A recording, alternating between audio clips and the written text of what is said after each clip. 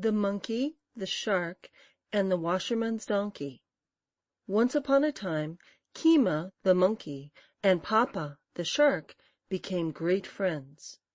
The Monkey lived in an immense Mkaaah tree, which grew by the margin of the sea, half of its branches being over the water and half over the land.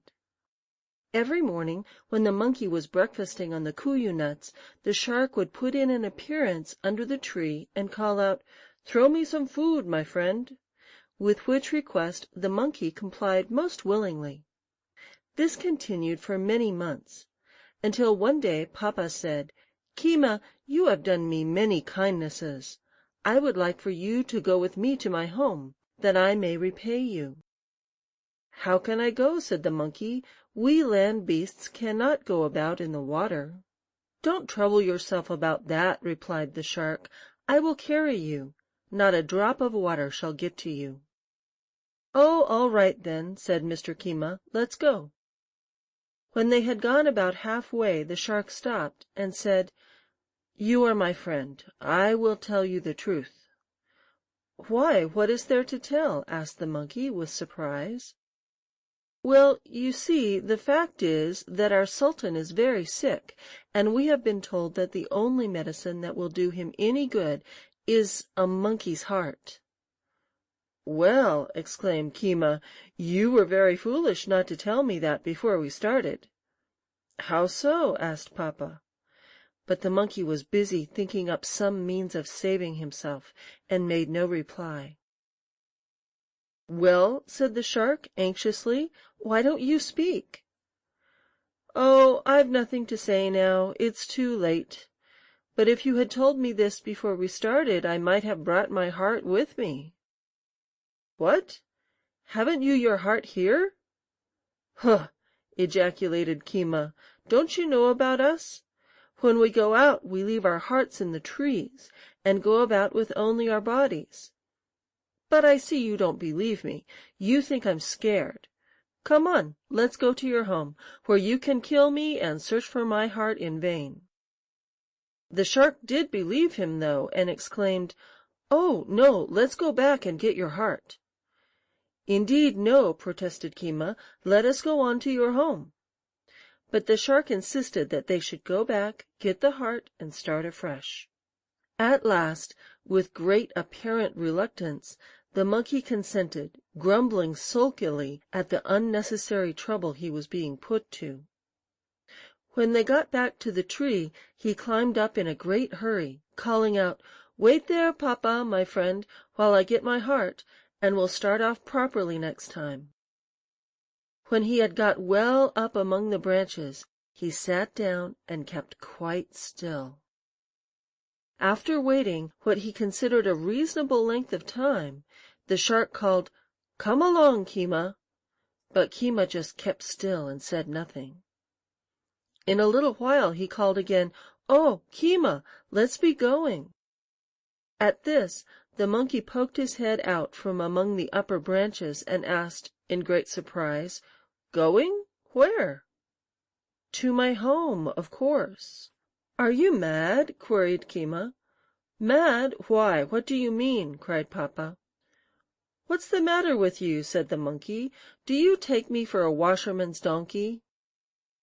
"What peculiarity is there about a washerman's donkey?" "It is a creature that has neither heart nor ears." The Shark, his curiosity overcoming his haste, thereupon begged to be told the story of the washerman's donkey, which the Monkey related as follows. A washerman owned a donkey, of which he was very fond. One day, however, it ran away, and took up its abode in the forest, where it led a lazy life, and consequently grew very fat. At length Soongoo'ra, the Hare, by chance passed that way, and saw Poonda, the donkey. Now, the Hare is the most cunning of all beasts. If you look at his mouth, you will see that he is always talking to himself about everything. So when Soongoo'ra saw Poonda, he said to himself, "My, this donkey is fat." Then he went and told Simba the lion. As Simba was just recovering from a severe illness, he was still so weak that he could not go hunting. He was consequently pretty hungry. Said Mr. Soongoo'ra, "I'll bring enough meat tomorrow for both of us to have a great feast, but you'll have to do the killing." "All right, good friend," exclaimed Simba joyfully. "You're very kind." So the hare scampered off to the forest, found the donkey, and said to her in his most courtly manner, "Miss Poonda, I am sent to ask your hand in marriage." "By whom?" simpered the donkey. "By Simba the lion." The donkey was greatly elated at this, and exclaimed, "Let's go at once. This is a first-class offer." They soon arrived at the lion's home, were cordially invited in, and sat down. Soongoo'ra gave Simba a signal with his eyebrow to the effect that this was the promised feast, and that he would wait outside. Then he said to Poonda, "I must leave you for a while to attend to some private business. You stay here and converse with your husband that is to be." As soon as Soongoo'ra got outside, the lion sprang at Poonda, and they had a great fight. Simba was kicked very hard, and he struck with his claws as well as his weak health would permit him. At last the donkey threw the lion down, and ran away to her home in the forest. Shortly after, the hare came back, and called, "Hiya, Simba, have you got it?" "I have not got it," growled the lion. "She kicked me and ran away. But I warrant you I made her feel pretty sore, although I'm not strong." "Oh, well," remarked Soongoo'ra, "don't put yourself out of the way about it." Then Soongoo'ra waited many days, until the lion and the donkey were both well and strong, when he said, "What do you think now, Simba? Shall I bring you your meat?" "Aye," growled the lion fiercely, "bring it to me. I'll tear it in 2 pieces." So the hare went off to the forest, where the donkey welcomed him and asked the news. "You are invited to call again and see your lover," said Soongoo'ra. "Oh dear," cried Poonda, "that day you took me to him he scratched me awfully. I'm afraid to go near him now." "Ah, pshaw," said Soongoo'ra, "that's nothing. That's only Simba's way of caressing." "Oh, well," said the donkey, "let's go." So off they started again, but as soon as the lion caught sight of Poonda, he sprang upon her and tore her in 2 pieces. When the hare came up, Simba said to him, "Take this meat and roast it. As for myself, all I want is the heart and the ears." "Thanks," said Soongoo'ra. Then he went away and roasted the meat in a place where the lion could not see him, and he took the heart and ears and hid them. Then he ate all the meat he needed and put the rest away. Presently the lion came to him and said, "Bring me the heart and ears." "Where are they?" said the hare. "What does that mean?" growled Simba. "Why, didn't you know this was a washerman's donkey?" "Well, what's that to do with there being no heart or ears?" "For goodness' sake, Simba, aren't you old enough to know that if this beast had possessed a heart and ears, it wouldn't have come back the second time?" Of course the lion had to admit that what Soongoo'ra, the hare, said was true. "And now," said Keema to the shark, "you want to make a washerman's donkey of me. Get out of there and go home by yourself. You are not going to get me again, and our friendship is ended. Goodbye, Papa." End of chapter 1.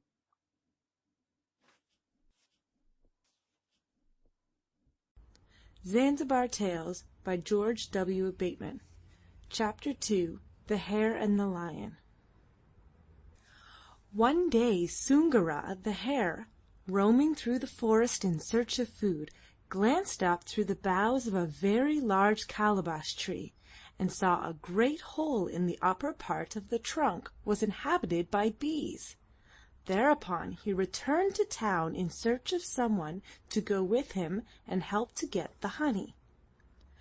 As he was passing the house of Mkaaah, the big rat, that worthy gentleman invited him in. So he went in, sat down, and remarked, "My father has died, and has left me a hive of honey. I would like you to come and help me to eat it." Of course Mkaaah jumped at the offer, and he and the hare started off immediately. When they arrived at the great calabash tree, Soongoora pointed out the bees' nest and said, "Go on, climb up." So taking some straw with them, they climbed up to the nest, lit the straw, smoked out the bees, put out the fire, and set to work eating the honey.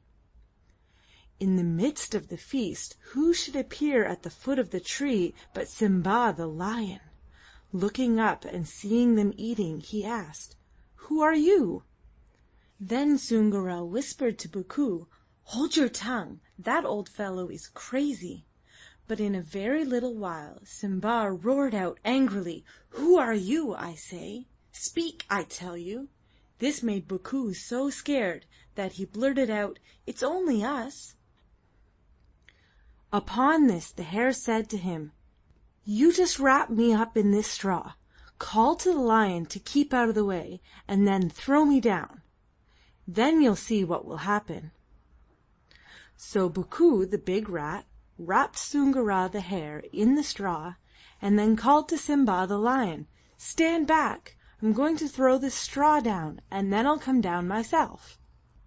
When Simba stepped back out of the way, Mkaaah threw the straw, and as it lay on the ground, Soongoora crept out and ran away while the lion was looking up. After waiting a minute or two, Simba roared out, "Well, come down, I say." And, there being no help for it, the big rat came down. As soon as he was within reach, the lion caught hold of him and asked, "Who was up there with you?" "Why," said Mkaaah, "Soongoora the hare. Didn't you see him when I threw him down?"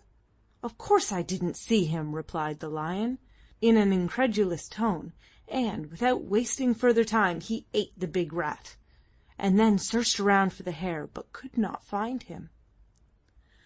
3 days later Soongoora called on his acquaintance Mkaaah the tortoise, and said to him, "Let us go and eat some honey." "Whose honey?" inquired Mkaaah cautiously. "My father's," Soongoora replied. "Oh, all right, I'm with you," said the tortoise eagerly, and away they went.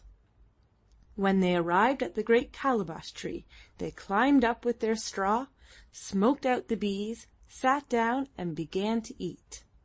Just then Mr. Simba, who owned the honey, came out again, and, looking up, inquired, "Who are you up there?" Soongoora whispered to Mkaaah, "Keep quiet." But when the lion repeated his question angrily, Mkaaah became suspicious, and said, "I will speak.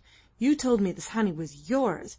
Am I right in suspecting that it belongs to Simba?" So, when the lion asked again, "Who are you?" he answered, "It's only us." The lion said, "Come down then."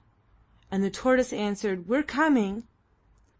Now, Simba had been keeping an eye open for Soongoora since the day he caught Mkaaah, the big rat, and, suspecting that he was up there with Mkaaah, he said to himself, "I've got him this time, sure." Seeing that they were caught again, Soongoora said to the tortoise, "Wrap me up in the straw. Tell Simba to stand out of the way, and then throw me down. I'll wait for you below. He can't hurt you, you know." "All right," said Mkaaah. But while he was wrapping the hare up, he said to himself, "This fellow wants to run away, and leave me to bear the lion's anger. He shall get caught first." Therefore, when he had bundled him up, he called out, "Soongoora is coming," and threw him down. So Simba caught the hare, and holding him with his paw, said, "Now, what shall I do with you?" The hare replied, "It's of no use for you to try and eat me. I'm awfully tough." "What would be the best thing to do with you, then?" asked Simba. "I think," said Soongoora, "you should take me by the tail, whirl me around, and knock me against the ground. Then you may be able to eat me." So the lion, being deceived, took him by the tail and whirled him around. But just as he was going to knock him on the ground, he slipped out of his grasp and ran away, and Simba had the mortification of losing him again. Angry and disappointed, he turned to the tree and called to Kobe, "You come down too." When the tortoise reached the ground, the lion said, "You're pretty hard. What can I do to make you eatable?" "Oh, that's easy," laughed Kobe. "Just put me in the mud and rub my back with your paw until my shell comes off." Immediately on hearing this, Simba carried Kobe to the water, placed him in the mud, and began, as he supposed, to rub his back. But the tortoise had slipped away, and the lion continued rubbing on a piece of rock until his paws were raw. When he glanced down at them, he saw they were bleeding, and, realizing that he had again been outwitted, he said, "Well, the hare has done me today, but I'll go hunting now until I find him." So Simba, the lion, set out immediately in search of Soongoo'ra, the hare, and, as he went along, he inquired of every one he met, "Where is the house of Soongoo'ra?" But each person he asked answered, "I do not know." For the hare had said to his wife, "Let us remove from this house." Therefore the folks in the neighbourhood had no knowledge of his whereabouts. Simba, however, went along, continuing his inquiries, until presently one answered, "That is his house on the top of the mountain."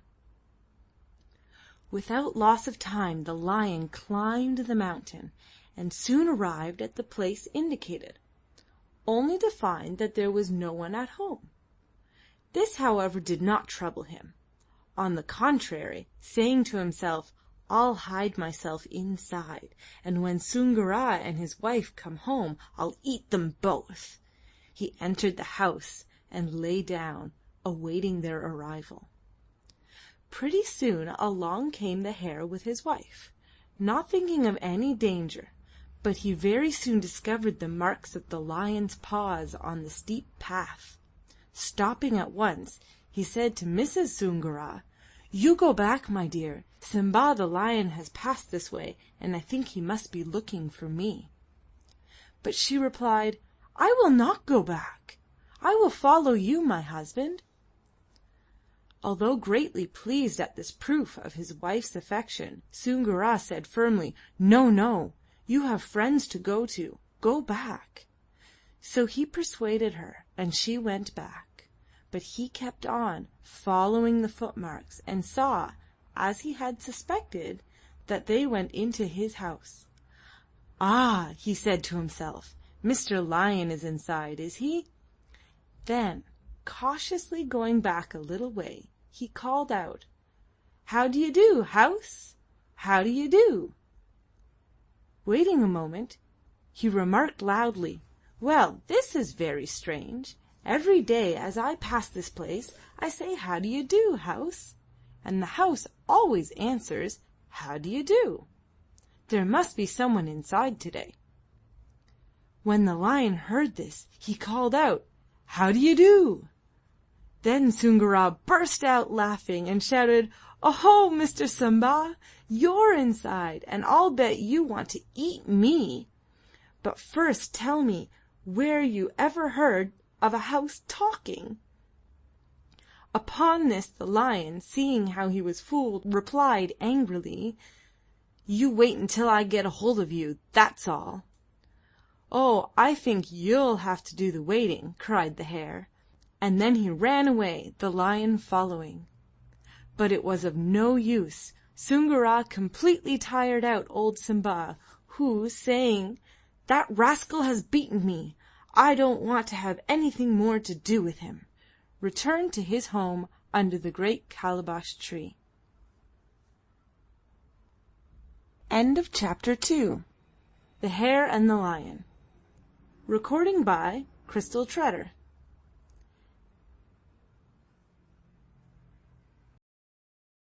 Recording by Candace Stellick, Dallas, Texas.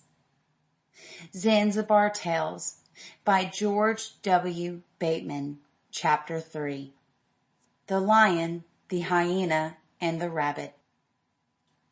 Once upon a time, Simba, the lion, Fisi, the hyena, and Kititi, the rabbit, made up their minds to go in for a little farming.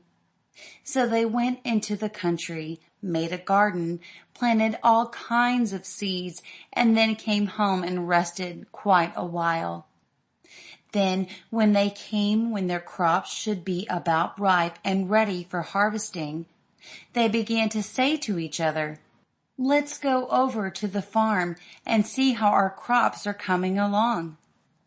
So one morning early they started, and as the garden was a long way off, Kititi, the rabbit, made this proposition: "While we are going to the farm, let us not stop on the road. And if anyone does stop, let him be eaten." His companions, not being so cunning as he, and knowing that they could outwalk him, readily consented to this arrangement. Well, off they went, but they had not gone very far when the rabbit stopped. "Hullo!" said Fisi, the hyena. "Kititi had stopped. He must be eaten."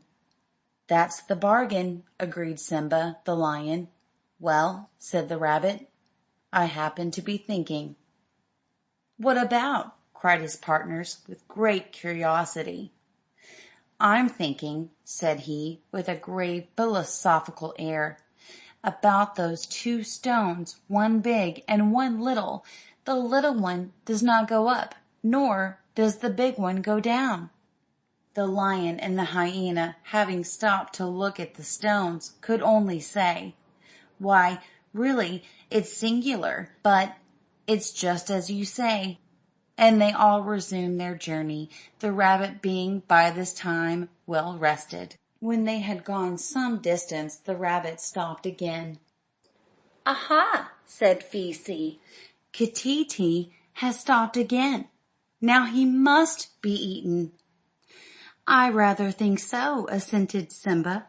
"Well," said the rabbit, "I was thinking again." Their curiosity once more aroused, his comrades begged him to tell them his think. "Why," said he, "I was thinking this. When people like us put on new coats, where do the old ones go?" Both Simba and Fisi, having stopped a moment to consider the matter, exclaimed together, "Well, I wonder." And the three went on, the rabbit having again had a good rest. After a little while, the hyena, thinking it about time to show off a little of his philosophy, suddenly stopped. "Here," growled Simba, "this won't do. I guess we'll have to eat you, Fisi." "Oh no," said the hyena, "I'm thinking." "What are you thinking about?" they inquired. "I'm thinking about nothing at all," said he, imagining himself very smart and witty. "Off Jah!" cried Kititi. "We won't be fooled that way." So he and Simba ate the hyena. When they had finished eating their friend, the lion and the rabbit proceeded on their way, and presently came to a place where there was a cave, and here the rabbit stopped. Ejaculated Simba. "I'm not so hungry as I was this morning, but I guess I'll have to find room for you, little Kititi." "Oh, I believe not," replied Kititi. "I'm thinking again." "Well," said the lion, "what is it this time?" Said the rabbit, "I'm thinking about that cave. In olden times our ancestors used to go in here and go out there, and I think I'll try to follow their footsteps." So he went in at one end and out the other end several times. Then he said to the lion, "Simba, old fellow, let's see you try to do that." And the lion went into the cave, but he stuck fast, and could neither go forward nor back out. In a moment Keeteetee was on Simba's back and began eating him. After a little time the lion cried, "Oh, brother, be impartial. Come and eat some of the front part of me." But the rabbit replied, "Indeed, I can't come around in front. I'm ashamed to look you in the face." So having eaten all he was able to, he left the lion there, and he went and became sole owner of the farm and its crops. End of section 3. Recording by Candace Stellick, Dallas, Texas.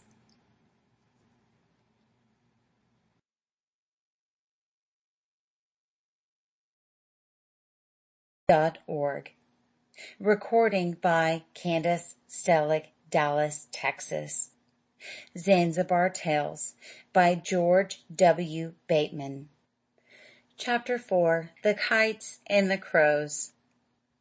One day, Konguru, Sultan of the Crows, sent a letter to Mkaaah, Sultan of the Kites, containing these few words: "I want you folks to be my soldiers."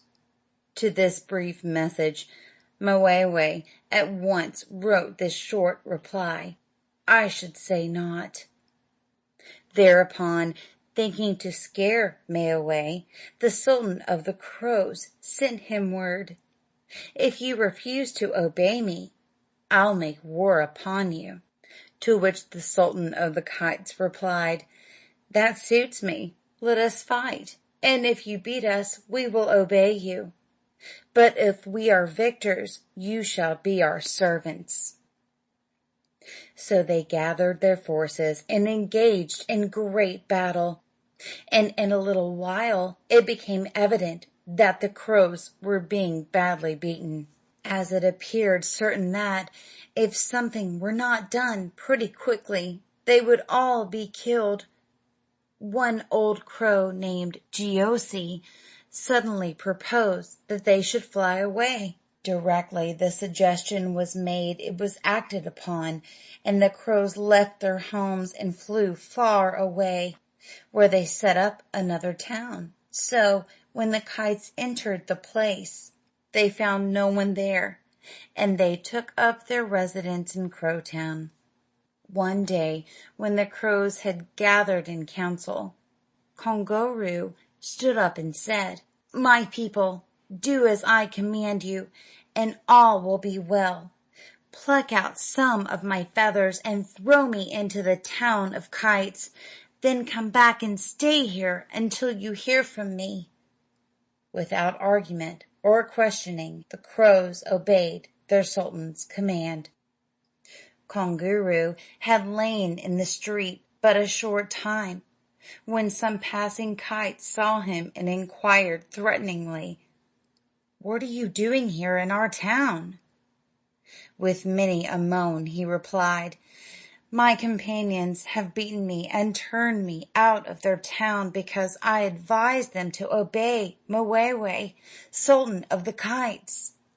When they heard this, they picked up and took him before the Sultan, to whom they said, "We found this fellow lying in the street, and he attributes his involuntary presence in our town to so singular a circumstance that we thought you should hear his story." Konguru was then bidden to repeat his statement, which he did, adding the remark that, much as he had suffered, he still held to his opinion that Mkaaah was his rightful sultan. This, of course, made a very favorable impression, and the sultan said, "You have more sense than all the rest of your tribe put together. I guess you can stay here and live with us." So Konguru, expressing much gratitude, settled down, apparently, to spend the remainder of his life with the Kites. One day his neighbors took him to church with them, and when they returned home they asked him, "Who have the best kind of a religion, the Kites or the Crows?" To which crafty old Konguru replied, with great enthusiasm, "Oh, The kites, by long odds." This answer tickled the kites like anything, and Mkaaah was looked upon as a bird of remarkable discernment. When almost another week had passed, the Sultan of the Crows slipped away in the night, went to his own town, and called his people together. "Tomorrow," said he, "is the great annual religious festival of the kites, and they will all go to church in the morning. Go now and get some wood and some fire, and wait near their town till I call you. Then come quickly and set fire to the church." Then he hurried back to Mkaaah's town. The crows were very busy indeed all that night, and by dawn they had an abundance of wood and fire at hand, and were lying in wait near the town of their victorious enemies. So in the morning every kite went to church. There was not one person left at home except old Mkaaah. When his neighbors called for him, they found him lying down. "Why," they exclaimed with surprise, "are you not going to church today?" "Oh," said he, "I wish I could, but my stomach aches so badly I can't move." And he groaned dreadfully. "Oh, poor fellow," said they, "you will be better in bed." And they left him to himself.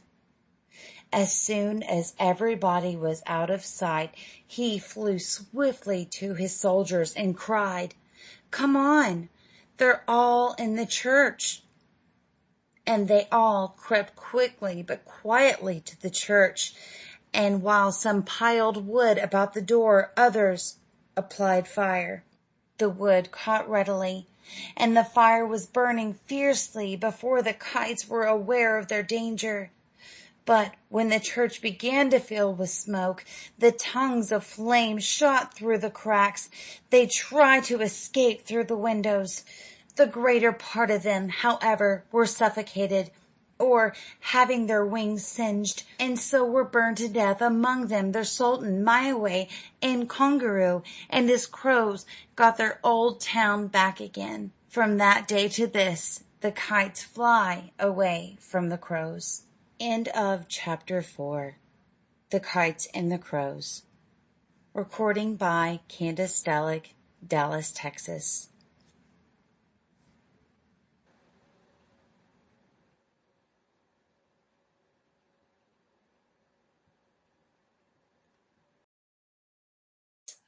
Zanzibar Tales by George W. Bateman. Chapter 5. Goso, the Teacher. Once there was a man named Goso who taught children to read, not in a schoolhouse, but under a calabash tree.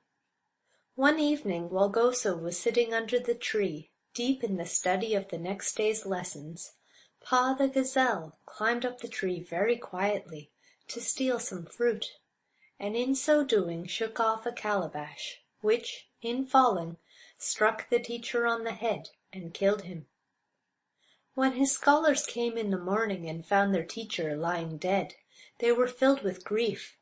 So, after giving him a decent burial, they agreed among themselves to find the one who had killed Goso, and put him to death. After talking the matter over, they came to the conclusion that the south wind was the offender, so they caught the south wind and beat it. But the south wind cried, "Here, I am Kusi, the south wind. Why are you beating me? What have I done?" And they said, "Yes, we know you are Kusi. It was you who threw down the calabash that struck our teacher Goso. You should not have done it." But Kusi said, "If I were so powerful, would I be stopped by a mud wall?" So they went to the mud wall and beat it.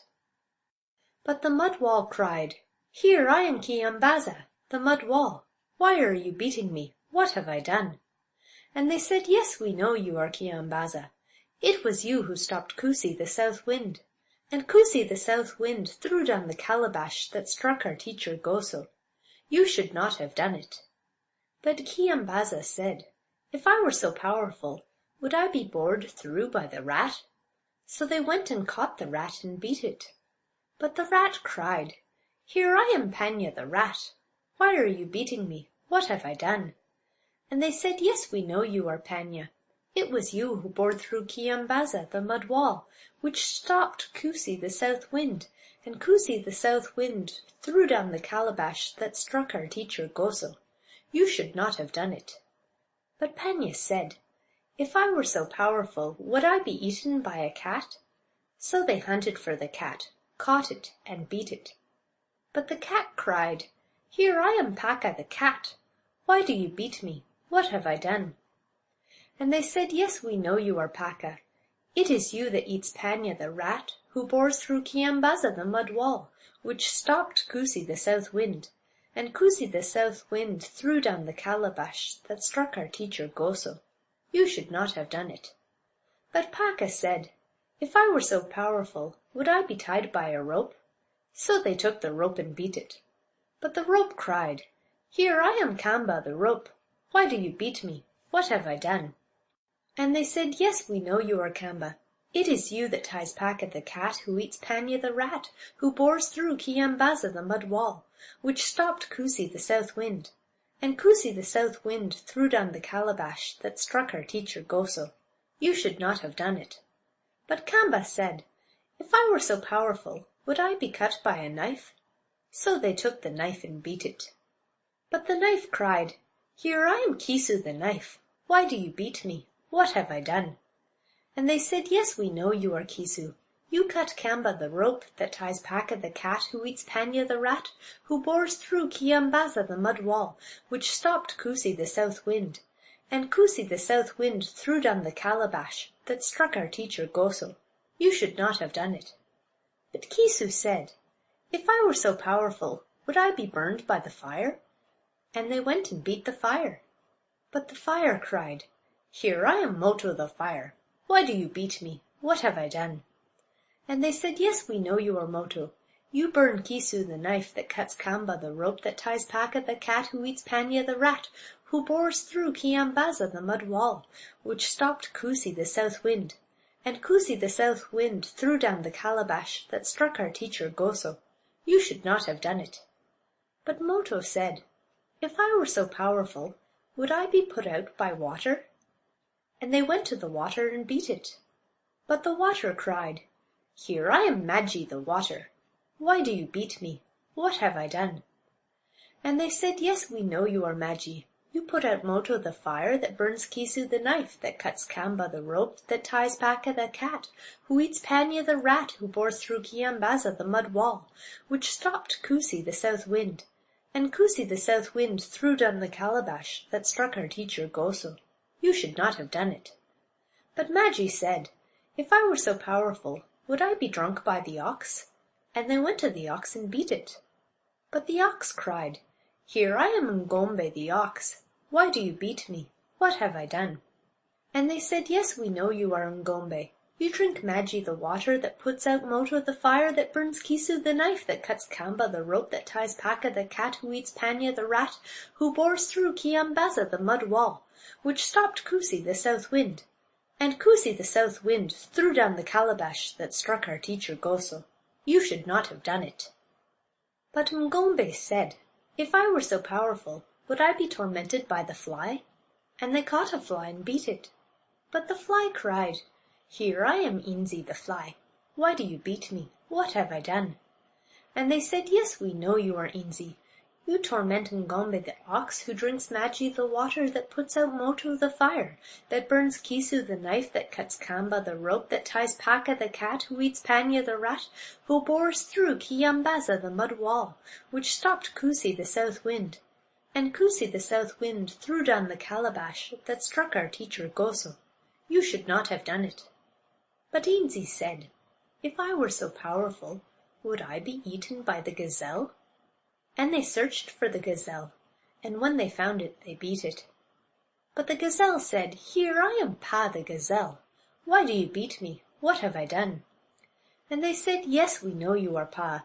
You eat Inzi the fly that torments Ngombe the ox, who drinks Magi the water that puts out Moto the fire, that burns Keesu the knife, that cuts Kamba the rope, that ties Paka the cat, who eats Panya the rat, who bores through Kiambaza the mud wall, which stopped Kusi the south wind. And Kusi the south wind threw down the calabash that struck our teacher Goso. You should not have done it." The gazelle, through surprise at being found out, and fear of the consequences of his accidental killing of the teacher while engaged in stealing, was struck dumb. Then the scholar said, "Ah, he hasn't a word to say for himself. This is the fellow who threw down the calabash that struck our teacher Goso. We will kill him." So they killed Pa the gazelle and avenged the death of their teacher. End of chapter 5.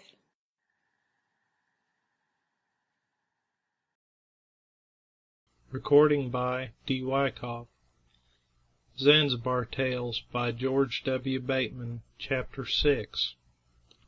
The Ape, the Snake, and the Lion. Long, long ago there lived in a village called Kijiji a woman whose husband died, leaving her with a little baby boy. She worked hard all day to get food for herself and her child, but they lived very poorly and were most of the time half-starved. When the boy, whose name was Mvulana, began to get big, he said to his mother one day, "Mother, we are always hungry. What work did my father do to support us?" His mother replied, "Your father was a hunter. He set traps, and we ate what he caught in them." "Oh," said Mvulana, "that's not work, that's fun. I too will set traps, and see if we can't get enough to eat." The next day he went into the forest and cut branches from the trees, and returned home in the evening. The second day he spent making the branches into traps. The third day he twisted coconut fiber into ropes. The fourth day he set up as many traps as time would permit. The fifth day he set up the remainder of the traps. The sixth day he went to examine the traps, and they had caught so much game beside what they needed for themselves that he took a great quantity to the big town of Ngoja, where he sold it and bought corn and other things, and the house was full of food, and as this good fortune continued, he and his mother lived very comfortably. But after a while, when he went to his traps, he found nothing in them day after day. One morning, however, he found that an ape had been caught in one of the traps, and he was about to kill it when it said, "Son of Adam, I am Nyani, the ape. Do not kill me. Take me out of this trap and let me go. Save me from the rain, that I may come and save you from the sun some day." So Mvulana took him out of the trap and let him go. When Nyani climbed up in a tree, he sat on a branch and said to the youth, "For your kindness I will give you a piece of advice. Believe me, men are all bad. Never do a good turn for a man. If you do, he will harm you at the first opportunity." The second day, Mvulana found a snake in the same trap. He started to the village to give the alarm, but the snake shouted, "Come back, son of Adam. Don't call the people from the village to come and kill me. I am Nyoka the snake. Let me out of this trap, I pray you. Save me from the rain today, that I may be able to save you from the sun tomorrow if you should be in need of help." So the youth let him go, and as he went he said, "I will return your kindness if I can, but do not trust any man. If you do him a kindness, he will do you an injury in return at the first opportunity."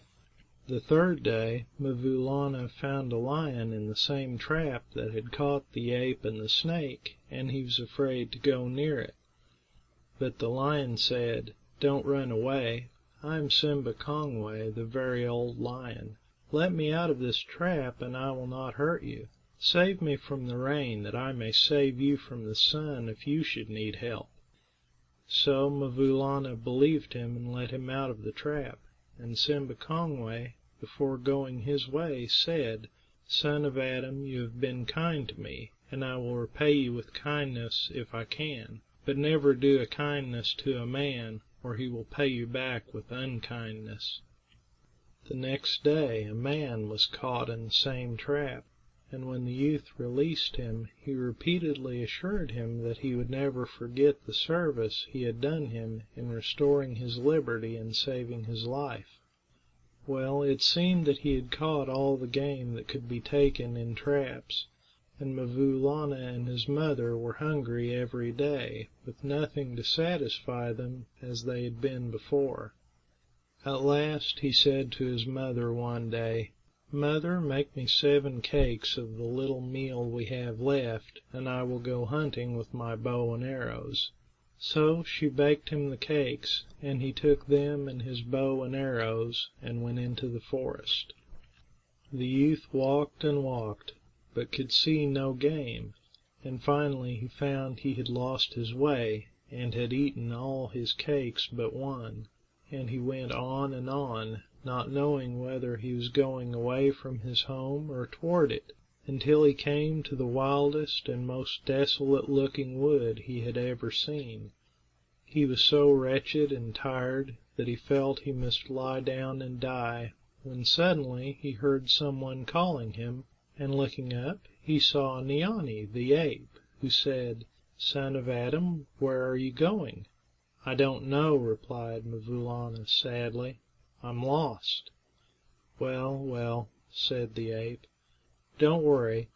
Just sit down here and rest yourself until I come back, and I will repay with kindness the kindness you once showed me." Then Jeechonee went away off to some gardens, and stole a whole lot of ripe pawpaws and bananas, and brought them to Mkaaah, and said, "Here's plenty of food for you. Is there anything else you want? Would you like a drink?" And before the youth could answer, he ran off with the calabash, and brought it back full of water. So the youth ate heartily, and drank all the water he needed, and then each said to the other, "Goodbye till we meet again," and went their separate ways.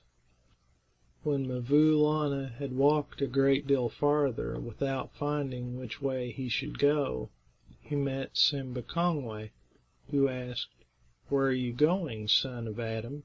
And the youth answered as dolefully as before, "I don't know. I'm lost."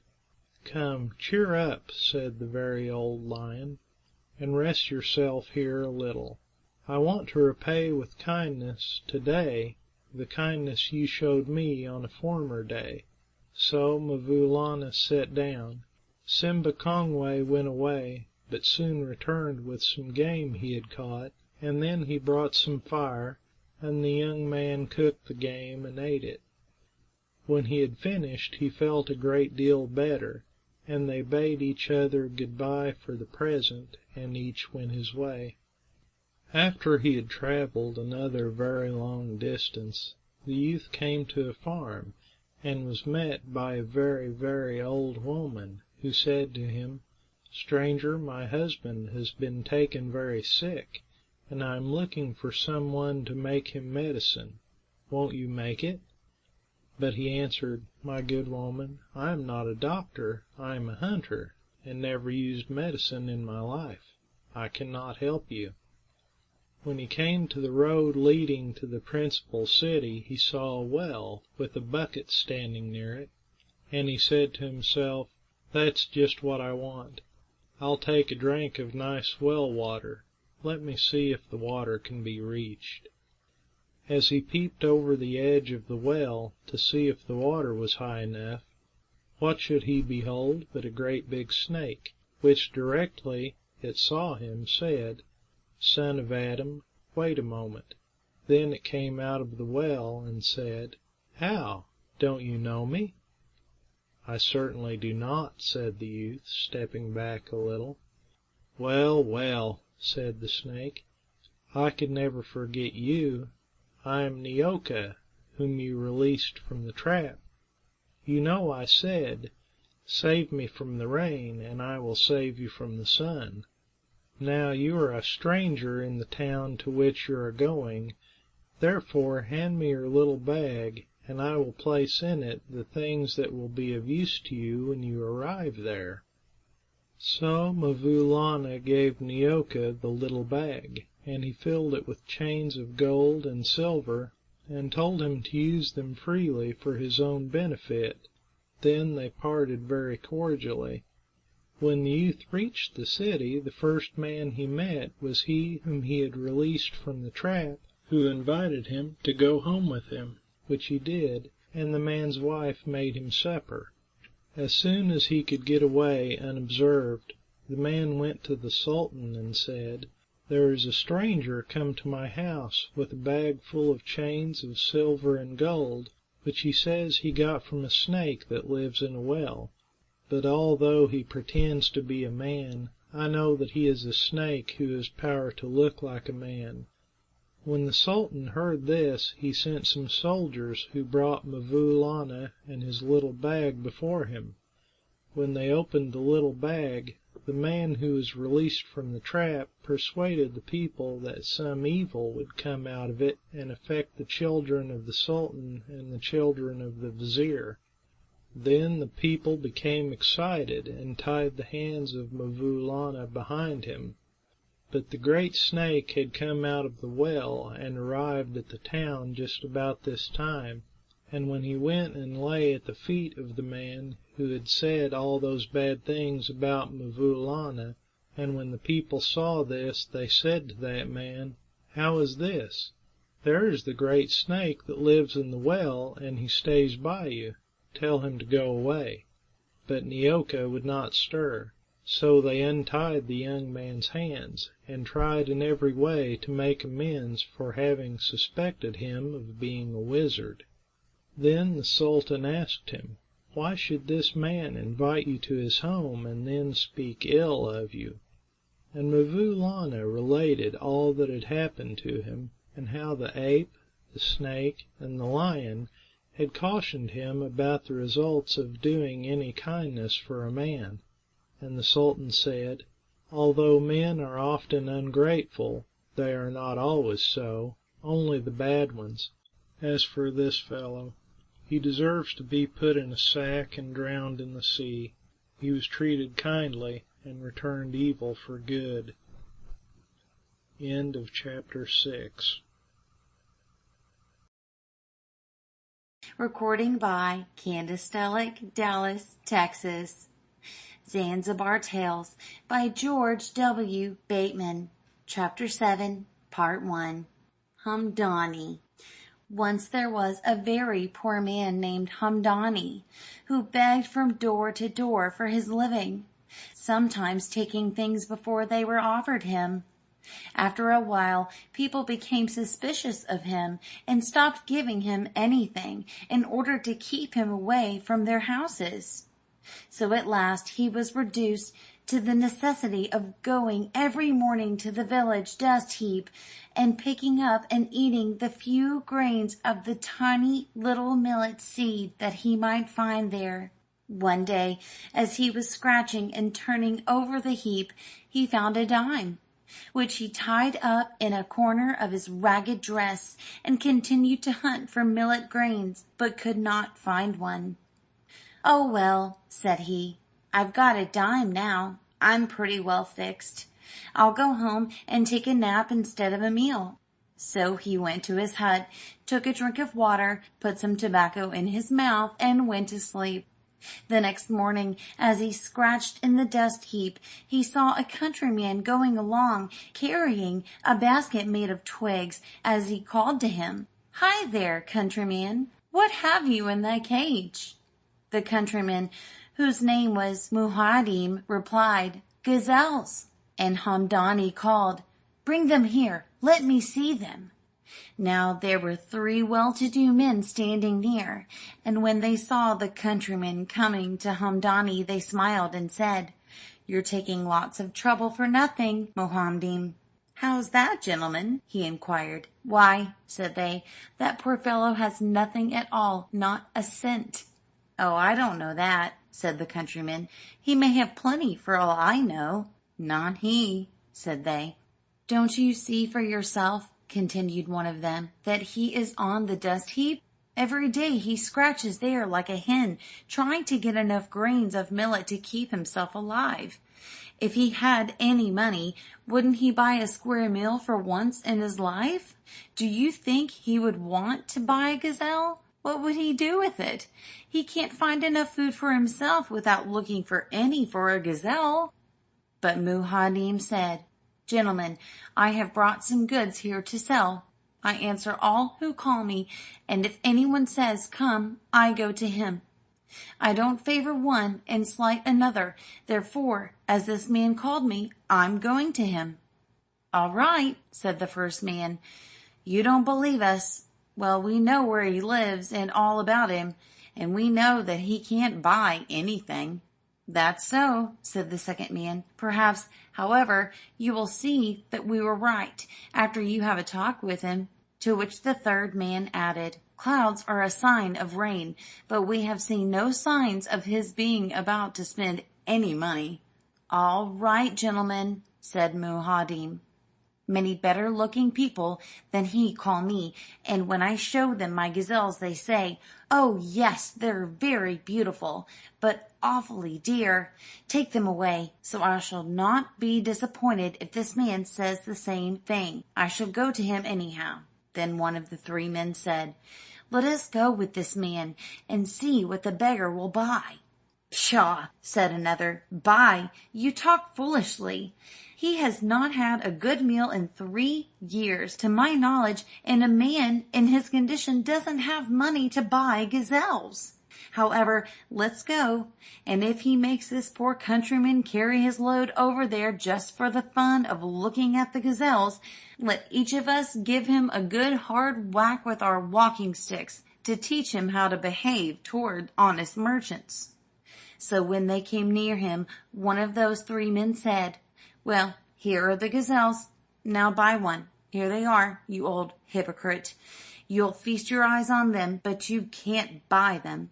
But Haamdaanee, paying no attention to the men, said to Mkaaah, "How much for one of your gazelles?" Then another of those men broke in, "You're very innocent, aren't you? You know as well as I do that gazelles are sold every day at 2 for a quarter." Still taking no notice of these outsiders, Haamdaanee continued, "I'd like to buy one for a dime." "One for a dime?" laughed the men. "Of course you'd like to buy one for a dime. Perhaps you'd also like to have the dime to buy with." Then one of them gave him a push on the cheek.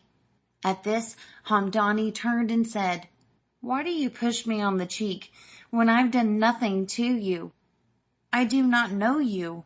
I called this man to transact some business with him, and you, who are strangers, step in to spoil our trade." He then untied the knot in the corner of his ragged coat, produced the dime, and, handing it to Mkaaah, said, "Please, good man, let me have a gazelle for that." At this, the countryman took a small gazelle out of the cage and handed it to him, saying, "Here, master, take this one. I call it Jeechonee." Then turning to those three men, he laughed and said, "Ha! How is this?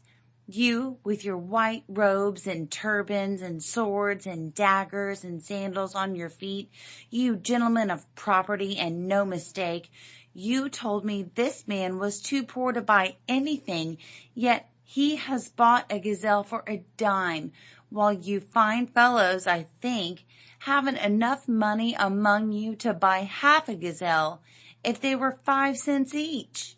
Then Mkaaah and the three men went their several ways. As for Haamdaanee, he stayed at the dust heap until he found a few grains of millet for himself and a few for Jeechonee, the gazelle, and then went to his hut, spread his sleeping mat, and he and the gazelle slept together, this going to the dust heap for a few grains of millet, and then going home to bed continued for about a week. Then one night Haamdaanee was awakened by someone calling, "Master!" Sitting up, he answered, "Here I am. Who calls?" The gazelle answered, "I do." Upon this, The beggar man became so scared that he did not know whether he should faint or get up and run away. Seeing him so overcome, Keejeepaa asked, "Why, master, what's the matter?" "Oh, gracious!" he gasped. "What a wonder I see!" "A wonder?" said the gazelle, looking all around. "Why, what is the wonder that makes you act as if you were all broken up?" "Why, it's so wonderful, I can hardly believe I'm awake," said his master. "Who in the world ever before knew of a gazelle that could speak?" "Oh!" laughed Keejeepaa. "Is that all? There are many more wonderful things than that. But now, listen while I tell you why I called you." "Certainly, I'll listen to every word," said the man. "I can't help listening." "Well, you see, it's just this way," said Keejeepaa. "I've allowed you to become my master, and I cannot run away from you, so I want you to make an agreement with me, and I will make you a promise and keep it." "Say on," said his master. "Now," continued the gazelle, "one doesn't have to be acquainted with you long in order to discover that you are very poor. This scratching a few grains of millet from the dust heap every day and managing to subsist upon them is all very well for you. You're used to it, because it's a matter of necessity with you. But if I keep it up much longer, you won't have any gazelle.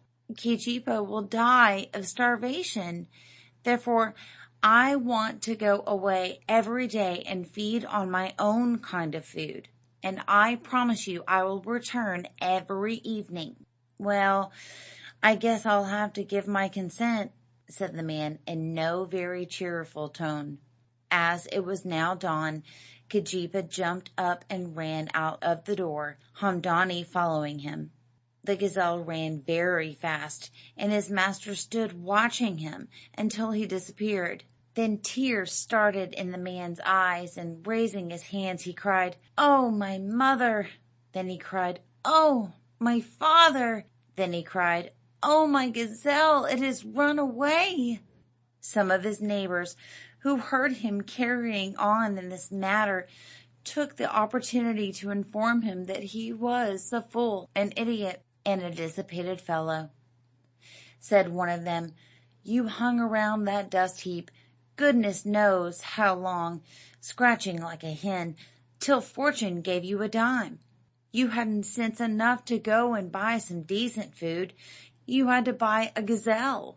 Now you've let the creature run away. What are you crying about? You brought all your trouble on yourself." All this, of course, was very comforting to Haamdaanee, who slunk off to the dust heap, got a few grains of millet, and came back to his hut, which now seemed meaner and more desolate than ever. At sunset, however, Keejeepaa came trotting in, and the beggar was happy again, and said, "Ah, my friend, you have returned to me." "Of course," said the gazelle. "Didn't I promise you? You see, I feel that when you bought me, you gave all the money you had in the world, even though it was only a dime. Why, then, should I grieve you? I couldn't do it. If I go and get myself some food, I'll always come back evenings." When the neighbors saw the gazelle come home every evening and run off every morning, they were greatly surprised, and began to suspect that Haamdaanee was a wizard. Well, this coming and going continued for 5 days, the gazelle telling its master each night what fine places it had been to, and what lots of food it had eaten. On the 6th day it was feeding among some thorn bushes in a thick wood, when, scratching away some bitter grass at the foot of a big tree, it saw an immense diamond of intense brightness. "Oh!" said Keejeepaa in great astonishment. "Here's property, and no mistake. This is worth a kingdom." If I take it to my master, he will be killed. For, being a poor man, if they say to him, 'Where did you get it?' and he answers, 'I picked it up,' they will not believe him. If he says, 'It was given to me,' they will not believe him either. It will not do for me to get my master into difficulties. I know what I'll do. I'll seek some powerful person. He will use it properly." So Keejeepaa started off through the forest, holding the diamond in his mouth, and ran, but saw no town that day. So he slept in the forest and arose at dawn and pursued his way. And the second day passed like the first. On the third day, the gazelle had traveled from dawn until between 8 and 9 o'clock, when he began to see scattered houses, getting larger in size, and knew he was approaching a town. In due time he found himself in the main street of a large city, leading direct to the Sultan's palace, and began to run as fast as he could. People passing along stopped to look at the strange sight of a gazelle running swiftly along the main street with something wrapped in green leaves between its teeth. The Sultan was sitting at the door of his palace when Keejeepaa, stopping a little way off, dropped the diamond from its mouth, and, lying down beside it, panting, called out, "Ho there! Ho there!" which is a cry everyone makes in that part of the world when wishing to enter a house, remaining outside until the cry is answered. After the cry had been repeated several times, the Sultan said to his attendants, "Who is doing all that calling?" And one answered, "Master, it's a gazelle that's calling ho there." "Ho, ho!" said the Sultan. "Ho, ho! Invite the gazelle to come near." Then 3 attendants ran to Keejeepaa and said, "Come, get up. The Sultan commands you to come near." So the gazelle arose, picked up the diamond, and, approaching the Sultan, laid the jewel at his feet, saying, "Master, good afternoon." To which the Sultan replied, "May God make it good. Come near." The Sultan ordered his attendants to bring a carpet and a large cushion, and desired the gazelle to rest upon them. When it protested that it was comfortable as it was, he insisted, and Keejeepaa had to allow himself to be made a very honored guest. Then they brought milk and rice, and the Sultan would hear nothing until the gazelle had fed and rested. At last, when everything had been disposed of, the Sultan said, "Well, now, my friend, tell me what news you bring." And Keejeepaa said, "Master, I don't exactly know how you will like the news I bring. The fact is, I'm sent here to insult you. I've come to try and pick a quarrel with you. In fact, I'm here to propose a family alliance with you." At this, the Sultan exclaimed, "Oh, come! For a gazelle, you certainly know how to talk. Now, the fact of it is, I'm looking for someone to insult me. I'm just aching to have someone pick a quarrel with me. I'm impatient for a family alliance. Go on with your message." Then Keejeepaa said, "You don't bear any ill will against me, who am only a messenger?" And the Sultan said, "None at all." "Well," said Keejeepaa, "look at this pledge I bring," dropping the diamond wrapped in leaves into the Sultan's lap. When the Sultan opened the leaves and saw the great sparkling jewel, he was overcome with astonishment. At last he said, "Well, I have brought this pledge," said the gazelle, "from my master, Sultan Daaraaee. He has heard that you have a daughter, so he sent you this jewel, hoping you will forgive him for not sending something more worthy of your acceptance than this trifle." "Goodness!" said the Sultan to himself. "He calls this a trifle?" Then to the gazelle, "Oh, that's all right. That's all right. I'm satisfied. The Sultan Daaraaee has my consent to marry my daughter, and I don't want a single thing from him. Let him come empty-handed. If he has more of these trifles, let him leave them at home. This is my message, and I hope you will make it perfectly clear to your master." The gazelle assured him that he would explain everything satisfactorily, adding, "And now, master, I take my leave. I go straight to our town and hope that in about 11 days we shall return to be your guests." So, with mutual compliments, they parted. End of Chapter 7, Part 1. Recording by Candace Stellick, Dallas, Texas.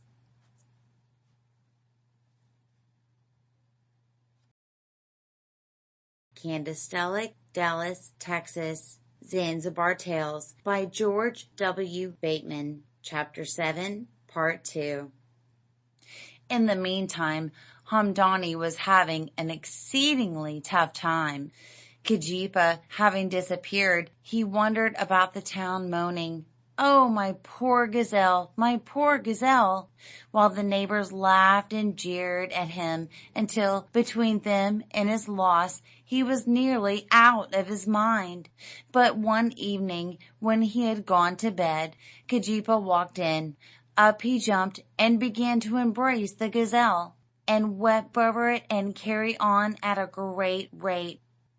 When he thought there had been about enough of this kind of thing, the gazelle said, "Come, come, keep quiet, my master.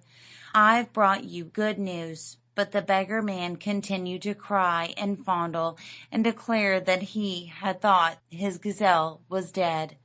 At last Keejeepaa said, "Oh, well, master, you see, I'm all right. You must brace up and prepare to hear my news, and do as I advise you." Go on," replied his master. "Explain what you will. I'll do whatever you require me to do. If you were to say, 'Lie down on your back, that I may roll you over the side of the hill,' I would lie down." "Well," said the gazelle, "there is not much to explain just now, but I'll tell you this. I've seen many kinds of food that is desirable and food that is objectionable, but this food I'm about to offer you is very sweet indeed." "What?" said Haamdaanee. "Is it possible that in this world there is anything that is positively good? There must be good and bad in everything. Food that is both sweet and bitter is good food, but if food were nothing but sweetness, would it not be injurious?" Yawned the gazelle. "I'm too tired to talk philosophy. Let's go to sleep now, and when I call you in the morning, all you have to do is get up and follow me." So at dawn they set forth, the gazelle leading the way, and for 5 days they journeyed through the forest. On the 5th day they came to a stream, and Keejeepaa said to his master, "Lie down here." When he had done so, the gazelle set to and beat him so soundly that he cried out, "Oh, let up, I beg of you." "Now," said the gazelle, "I'm going away, and when I return I expect to find you right here, so don't you leave this spot on any account." Then he ran away. And about 10 o'clock that morning he arrived at the house of the Sultan. Now, ever since the day Keejeepaa left the town, soldiers had been placed along the road to watch for and announce the approach of Sultan Darari. So one of them, when he saw the gazelle in the distance, rushed up and cried to the Sultan, "Sultan Darari is coming. I've seen the gazelle running as fast as it can in this direction." The Sultan and his attendants immediately set out to meet his guests. But when they had gone a little way beyond the town, they met the gazelle coming along alone, who, on reaching the Sultan, said, "Good day, my master." The Sultan replied in kind and asked the news, but Keejeepaa said, "Ah, do not ask me. I can scarcely walk, and my news is bad." "Why, how is that?" asked the Sultan. "Oh dear," sighed the gazelle, "such misfortune and misery. You see, the Sultan Darai and I started alone to come here, and we got along all right until we came to the thick part of the forest yonder, when we were met by robbers who seized my master, bound him, beat him, and took everything he had, even stripping off every stitch of his clothing. Oh dear, dear me, said the Sultan. We must attend to this at once. So, hurrying back with his attendants to his house, he called a groom, to whom he said, "Saddle the best horse in my stable, and put on him my finest harness." Then he directed a woman servant to open the big inlaid chest and bring him a bag of clothes. When she brought it, he picked out a loincloth and a long white robe and a black overjacket and a shawl for the waist and a turban cloth, all of the very finest. Then he sent for a curved sword with a gold hilt and a curved dagger with a gold filigree and a pair of elegant sandals and a fine walking cane. Then the Sultan said to Keejeepaa, "Take some of my soldiers and let them convey those things to Sultan Daari, that he may dress himself and come to me." But the gazelle answered, "Ah, my master, can I take these soldiers with me and put Sultan Daari to shame? There he lies beaten and robbed, and I would not have anyone see him. I can take everything by myself." "Why," exclaimed the Sultan, "here is a horse, and there are clothes and arms. I don't see how a little gazelle can manage all those things." But the gazelle had them fasten everything on the horse's back and tie the end of the bridle around his own neck, and then he set off alone, amidst the wonder and admiration of the people of that city, high and low. When he arrived at the place where he had left the beggar man, he found him lying waiting for him, and overjoyed at his return. "Now," said he, "I have brought you the sweet food I promised. Come, get up and bathe yourself." With the hesitation of a person long unaccustomed to such a thing, the man stepped into the stream and began to wet himself a little. "Oh," said the gazelle impatiently, "a little water like that won't do you much good. You get out into the deep pool." "Dear me," said the man timidly, "there is so much water there, and where there is much water there are sure to be horrible animals." "Animals? What kind of animals?" "Well, crocodiles, water lizards, snakes, and, at any rate, frogs, and they bite people, and I'm terribly afraid of all of them." "Oh, well," said Keejeepaa, "do the best you can in the stream, but rub yourself well with earth, and, for goodness' sake, scrub your teeth well with sand. They are awfully dirty." So the man obeyed, and soon made quite a change in his appearance. Then the gazelle said, "Here, hurry up and put on these things. The sun has gone down, and we ought to have started before this." So the man dressed himself in the fine clothes the Sultan had sent, and then he mounted the horse, and they started, the gazelle trotting on ahead.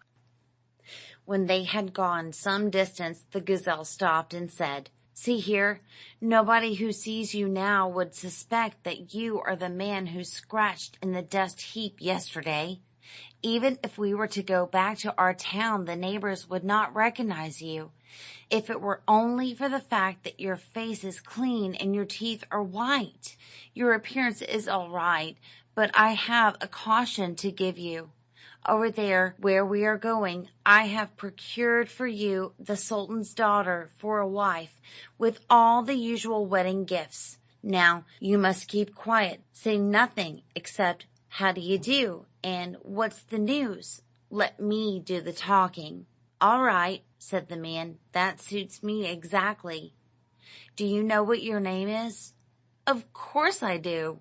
"Indeed? Well, what is it?" "Why, my name is Haamdaanee." "Not much. laughed Keejeepaa. "Your name is Sultan Darari." "Oh, is it?" said his master. "That's good."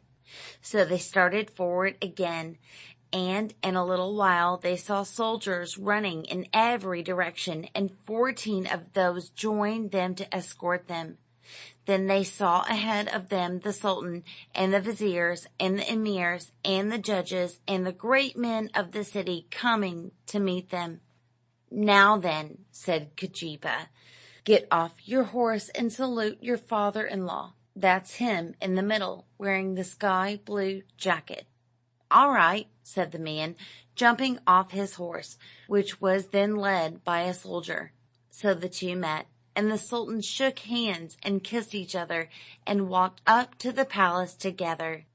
Then they had a great feast and made merry and talked until night, at which time Sultan Darari and the gazelle were put into an inner room with 3 soldiers at the door to guard and attend upon them. When the morning came, Keejeepaa went to the Sultan and said, "Master, we wish to attend to the business which brought us here. We want to marry your daughter, and the sooner the ceremony takes place, the better it will please the Sultan Darari."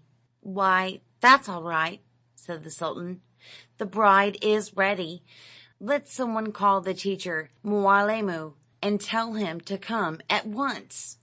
When Mualemu arrived, the Sultan said, "See here, we want you to marry this gentleman to my daughter right away." "All right, I'm ready," said the teacher. So they were married. Early the next morning, the gazelle said to his master, "Now I'm off on a journey. I shall be gone about a week, but however long I am gone, don't you leave the house till I return. Goodbye." Then he went to the real Sultan and said, "Good master, Sultan Darari has ordered me to return to our town and put his house in order. He commands me to be here again in a week. If I do not return by that time, he will stay here until I come." The Sultan asked him if he would not like to have some soldiers go with him, but the gazelle replied that he was quite competent to take care of himself, as his previous journeys had proved, and he preferred to go alone. So, with mutual good wishes, they parted. But Keejeepaa did not go in the direction of the old village. He struck off by another road through the forest, and after a time came to a very fine town of large, handsome houses. As he went through the principal street right to the far end, he was greatly astonished to observe that the town seemed to have no inhabitants, for he saw neither man, woman, nor child in all the place. At the end of the main street he came upon the largest and most beautiful house he had ever seen, built of sapphire and turquoise and costly marbles. "Oh my!" said the gazelle, "this house would just suit my master. I'll have to pluck up my courage and see whether this is deserted like the other houses in this mysterious town." So Keejeepaa knocked at the door and called, "Hello there," several times, but no one answered, and he said to himself, "This is strange. If there were no one inside, the door would be fastened on the outside. Perhaps they are in another part of the house, or asleep. I'll call again, louder." So he called again, very loud and long, "Hello there! Hello!" And directly an old woman inside answered, "Who is that calling so loudly?" "It is I, your grandchild, good mistress," said Keejeepaa. "If you are my grandchild," replied the old woman, "go back to your home at once. Don't come and die here, and bring me to my death also." "Oh, come," said he, "open the door, mistress. I have just a few words I wish to say to you." "My dear grandson," she replied, "the only reason why I do not open the door is because I fear to endanger both your life and my own." "Oh, don't worry about that. I guess your life and mine are safe enough for a while." Open the door anyhow, and hear the little I have to say." So the old woman opened the door. Then they exchanged salutations and compliments, after which she asked the gazelle, "What's the news from your place, grandson?" "Oh, everything is going along pretty well," said he. "What's the news around here?" "Ah," sighed the old preacher, "the news here is very bad. If you're looking for a place to die in, you've struck it here. I've not the slightest doubt you'll see all you want of death this very day." "Huh," replied Keejeepaa lightly. "For a fly to die in honey is not bad for the fly, and doesn't injure the honey." "It may be all very well for you to be easy about it," persisted the old person. "But if people with swords and shields did not escape, how can a little thing like you avoid danger? I must again beg of you to go back to the place you came from. Your safety seems of more interest to me than it is to you." "Well, you see, I can't go back just now, and besides, I want to find out more about this place. Who owns it?" "Oh, grandson, in this house are enormous wealth, numbers of people, hundreds of horses, and the owner is Mkaaah, the wonderfully big snake. He owns this whole town also." "Oh, is that so?" said Keejeepaa. "Look here, old lady, can't you put me on to some plan of getting near this big snake that I may kill him?" "Mercy!" cried the old woman in a fright. "Don't talk like that. You've put my life in danger already. For I'm sure Mkaaah can hear what is said in this house wherever he is. You see, I'm a poor old woman, and I have been placed here with those pots and pans to cook for him. Well, when the big snake is coming, the wind begins to blow and the dust flies as it would do in a great storm. Then, when he arrives in the courtyard, he eats until he is full, and after that goes inside there to drink water. When he is finished, he goes away again. This occurs every other day, just when the sun is overhead. I may add that Mkaaah has 7 heads now. Then, do you think yourself a match for him?" "Look here, mother," said the gazelle, "don't you worry about me. Has this big snake a sword?" "He has. This is it," said she, taking from its peg a very keen and beautiful blade and handing it to him. "But what's the use of bothering about it? We are dead already." "We shall see about that," said Keejeepaa. Just at that moment the wind began to blow and the dust to fly, as if a great storm were approaching. "Do you hear the great one coming?" cried the old woman. "Pshaw!" said the gazelle. "I'm a great one also, and I have the advantage of being on the inside. 2 bulls can't live in 1 cattle pen. Either he will live in the house or I will." Notwithstanding the terror the old lady was in, she had to smile at the assurance of the little undersized gazelle, and repeated over again her account of the people with swords and shields who had been killed by the big snake. "Ah, stop your gabbling," said the gazelle. "You can't always judge a banana by its color or size. Wait and see, Grandma." In a very little while the big snake, Mkaaah, came into the courtyard and went around to all the pots and ate their contents. Then he came to the door. "Hello, old lady," said he. "How is it I smell a new kind of odor inside there?" "Oh, that's nothing, good master," replied the old woman. "I've been so busy around here lately I haven't had time to look after myself. But this morning I used some perfume, and that's what you smell." Now Keejeepaa had drawn the sword and was standing just inside the doorway. So when the big snake put his head in, it was cut off so quickly that its owner did not know it was gone. When he put in his second head, it was cut off with the same quickness, and, feeling a little irritation, he exclaimed, "Who's inside there, scratching me?" He then thrust in his third head, and that was cut off also. This continued until 6 heads had been disposed of, when Mkaaah unfolded his rings and lashed around so that the gazelle and the old woman could not see one another through the dust. Then the snake thrust in his 7th head, and the gazelle, crying, "Now your time has come. You've climbed many trees, but this you cannot climb," severed it, and immediately fell down in a fainting fit. Well, that old woman, although she was 75 years of age, jumped and shouted and laughed like a girl of 9.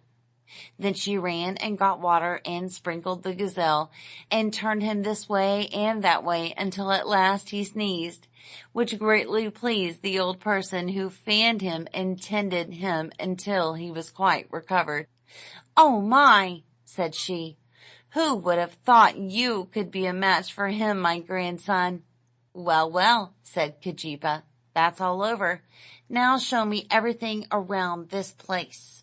So she showed him everything from top to bottom, storerooms full of goods, chambers full of expensive foods, rooms containing handsome people who had been kept prisoners for a long time, slaves and everything.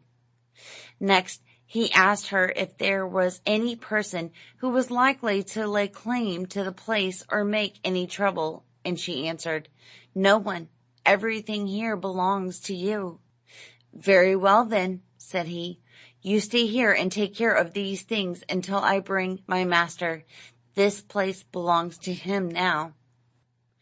End of Chapter 7, Part 2. Recording by Candace Stellick, Dallas, Texas.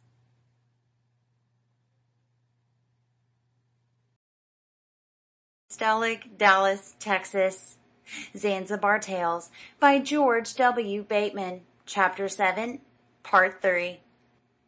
Keejeepaa stayed 3 days examining the house, and said to himself, "Well, when my master comes here, he will be much pleased with what I have done for him, and he'll appreciate it after the life he's been accustomed to. As to his father-in-law, there is not a house in his town that can compare with this."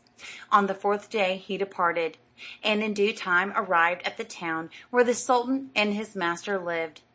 Then there were great rejoicings, the Sultan being particularly pleased at his return, while his master felt as if he had received a new lease on life.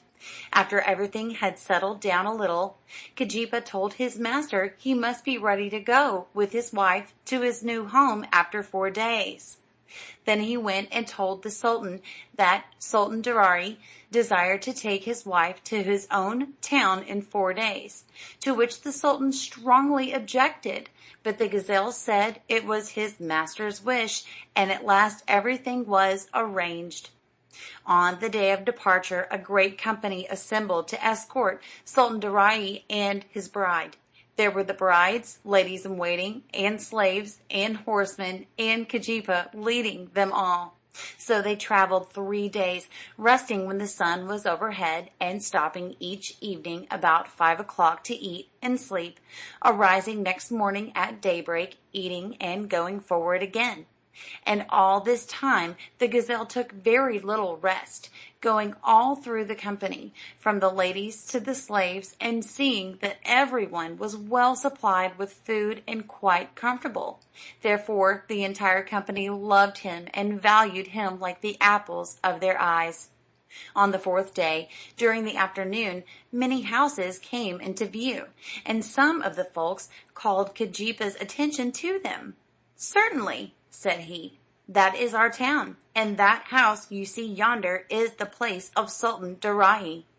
So they went on, and all the company filed into the courtyard, while the gazelle and his master went into the house. When the old woman saw Keejeepaa, she began to dance and shout and carry on, just as she did when he killed Mkaaah. And taking up his foot, she kissed it, but Keejeepaa said, "Old lady, let me alone. The one to be made much of this is my master." Sultan Darai. Kiss his feet. He has the first honors whenever he is present." The old woman excused herself for not knowing the master, and then Sultan Darai and the gazelle went around on a tour of inspection. The Sultan ordered all the prisoners to be released, the horses to be sent out to pasture, all the rooms to be swept, the furniture to be dusted, and, in the meantime, servants were busy preparing food. Then everyone had apartments assigned to him, and all were satisfied. After they had remained there some time, the ladies who had accompanied the bride expressed a desire to return to their own homes. Keejeepaa begged them not to hurry away, but after a while they departed, each loaded with gifts by the gazelle, for whom they had 1,000 times more affection than for his master. Then things settled down to their regular routine. One day the gazelle said to the old woman, "I think the conduct of my master is very singular. I have done nothing but good for him all the time I have been with him. I came to this town and braved many dangers for him, and when all was over I gave everything to him. Yet he has never asked, 'How did you get this house? How did you get this town? Who is the owner of this house? Have you rented all these things, or have they been given you? What has become of the inhabitants of the place?' I don't understand him, and further, although I have done nothing but good for him, he has never done one good thing for me. Nothing here is really his. He never saw such a house or town as this since the day he was born, and he doesn't own anything of it. I believe the old folks were right when they said, 'If you want to do any person good, don't do too much. Do him a little harm occasionally, and he'll think more of you.' However, I've done all I can now, and I'd like to see him make some little return." Next morning, the old woman was awakened early by the gazelle calling, "Mother, mother!"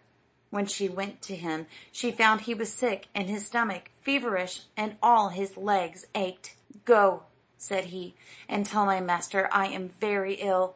So she went upstairs and found the master and mistress sitting on a marble couch, covered with a striped silk scarf from India. "Well," said the master, "what do you want, old woman?" "Oh, my master," cried she, "Keejeepaa is sick." The mistress started and said, "Dear me, what is the matter with him?" "All his body pains him. He is sick all over." "Oh, well," said the master, "what can I do? Go and get some of that red millet that is too common for our use, and make him some gruel." "Gracious!" exclaimed his wife, staring at him in amazement. "Do you wish her to feed our friend with stuff that a horse would not eat if he were ever so hungry? That is not right of you." "Ah, get out!" said he. "You're crazy. We eat rice. Isn't red millet good enough for a gazelle that cost only a dime?" "Oh, but he is no ordinary gazelle. He should be as dear to you as the apple of your eye. If sand got in your eye, it would trouble you." "You talk too much," returned her husband. Then, returning to the old woman, he said, "Go and do as I told you." So the old woman went downstairs, and when she saw the gazelle she began to cry and say, "Oh dear, oh dear." It was a long while before the gazelle could persuade her to tell him what had passed upstairs, but at last she told him all. When he had heard it, he said, "Did he really tell you to make me red millet gruel?"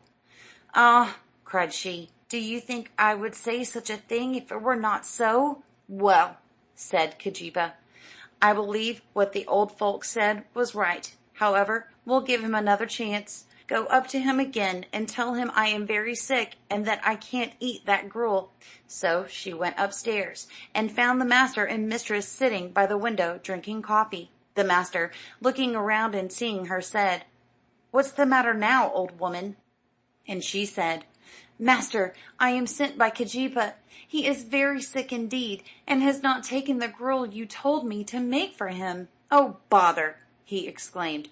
Hold your tongue and keep your feet still and shut your eyes and stop your ears with wax. Then, if that gazelle tells you to come up here, say that your legs are stiff, and if he tells you to listen, say your ears are deaf, and if he tells you to look, say your sight has failed you, and if he wants you to talk, tell him your tongue is paralyzed." When the old woman heard these words, she stood and stared, and was unable to move. As for his wife, her face became sad, and the tears began to start from her eyes, observing which, her husband said sharply, "What's the matter with you, Sultan's daughter?" The lady replied, "A man's madness is his undoing." "Why do you say that, mistress?" he inquired. "Ah," said she, "I am grieved, my husband, at your treatment of Keejeepaa. Whenever I say a good word for the gazelle, you dislike to hear it. I pity you that your understanding is gone." "What do you mean by talking in that manner to me?" he blustered. "Why, advice is a blessing if properly taken. A husband should advise with his wife, and a wife with her husband. Then they both are blessed." "Oh, stop," said her husband impatiently. "It's evident you've lost your senses. You should be chained up." Then he said to the old woman, "Never mind her talk. And as to this gazelle, tell him to stop bothering me and putting on style as if he were the sultan. I can't eat, I can't drink, I can't sleep, because of that gazelle worrying me with his messages. First the gazelle is sick, then the gazelle doesn't like what he gets to eat. Confound it! If he likes to eat, let him eat. If he doesn't like to eat, let him die and be out of the way. My mother is dead and my father is dead, and I still live and eat. Shall I be put out of my way by a gazelle that I bought for a dime, telling me he wants this thing or that thing? Go and tell him to learn how to behave himself toward his superiors." When the old woman went downstairs, she found the gazelle was bleeding at the mouth, and in a very bad way. All she could say was, "My son, the good you did is all lost, but be patient." And the gazelle wept with the old woman when she told him all that had passed, and he said, "Mother, I am dying, not only from sickness, but from shame and anger at this man's ingratitude." After a while, Keejeepaa told the old woman to go and tell the master that he believed he was dying. When she went upstairs, she found Darai chewing sugar cane, and she said to him, "Master, the gazelle is worse. We think him nearer to dying than getting well." To which he answered, "Haven't I told you often enough not to bother me?" Then his wife said, "Oh, husband, won't you go down and see the poor gazelle?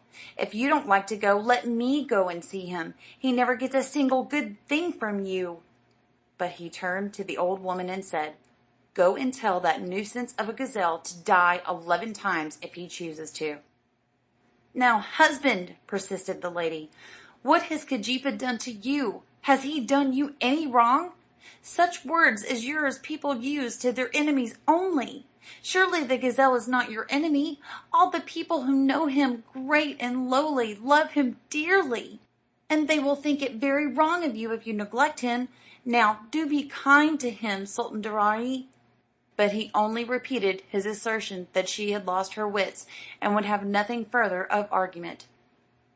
So the old woman went down and found the gazelle worse than ever. In the meantime, Sultan Darai's wife managed to give some rice to a servant to cook for the gazelle, and also sent him a soft shawl to cover him and a pillow to lie upon. She also sent him a message that if he wished, she would have her father's best physicians attend him. All this was too late, however, for just as these good things arrived, Keejeepaa died. When the people heard he was dead, they went running around crying and having an awful time. And when Sultan Darai found out what all the commotion was about, he was very indignant, remarking, "Why, you are making as much fuss as if I were dead, and all over a gazelle that I bought for a dime." But his wife said, "Husband, it was this gazelle that came to ask me of my father. It was he who brought me from my father's, and it was to him I was given by my father. He gave you everything good, and you do not possess a thing that he did not procure for you. He did everything he could to help you, and you not only returned him unkindness, but now he is dead, you have ordered people to throw him into the well. Let us alone, that we may weep." But the gazelle was taken and thrown into the well. Then the lady wrote a letter telling her father to come to her directly, and dispatched it by trusty messengers, upon the receipt of which the sultan and his attendants started hurriedly to visit his daughter. When they arrived, and heard that the gazelle was dead, and had been thrown into the well, they wept very much. And the sultan, and the vizier, and the judges, and the rich chief men, all went down into the well, and brought up the body of Keejeepaa, and took it away with them, and buried it. Now that night the lady dreamt that she was at home at her father's house, and when dawn came she awoke and found she was in her own bed in her own town again.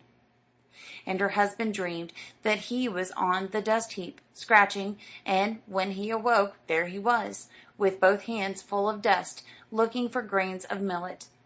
Staring wildly, he looked around to the right and left, saying, "Oh, who has played this trick on me? How did I get back here, I wonder?" Just then the children going along and seeing him laughed and hooted at him, calling out, "Hello, Haamdaanee! Where have you been? Where do you come from? We thought you were dead long ago." So the sultan's daughter lived in happiness with her people until the end, and that beggar man continued to scratch for grains of millet in the dust heap until he died. If the story is good, the goodness belongs to all. If it is bad, the badness belongs only to him who told it. End of chapter 7, part 3. Recording by Candace Stellick, Dallas, Texas.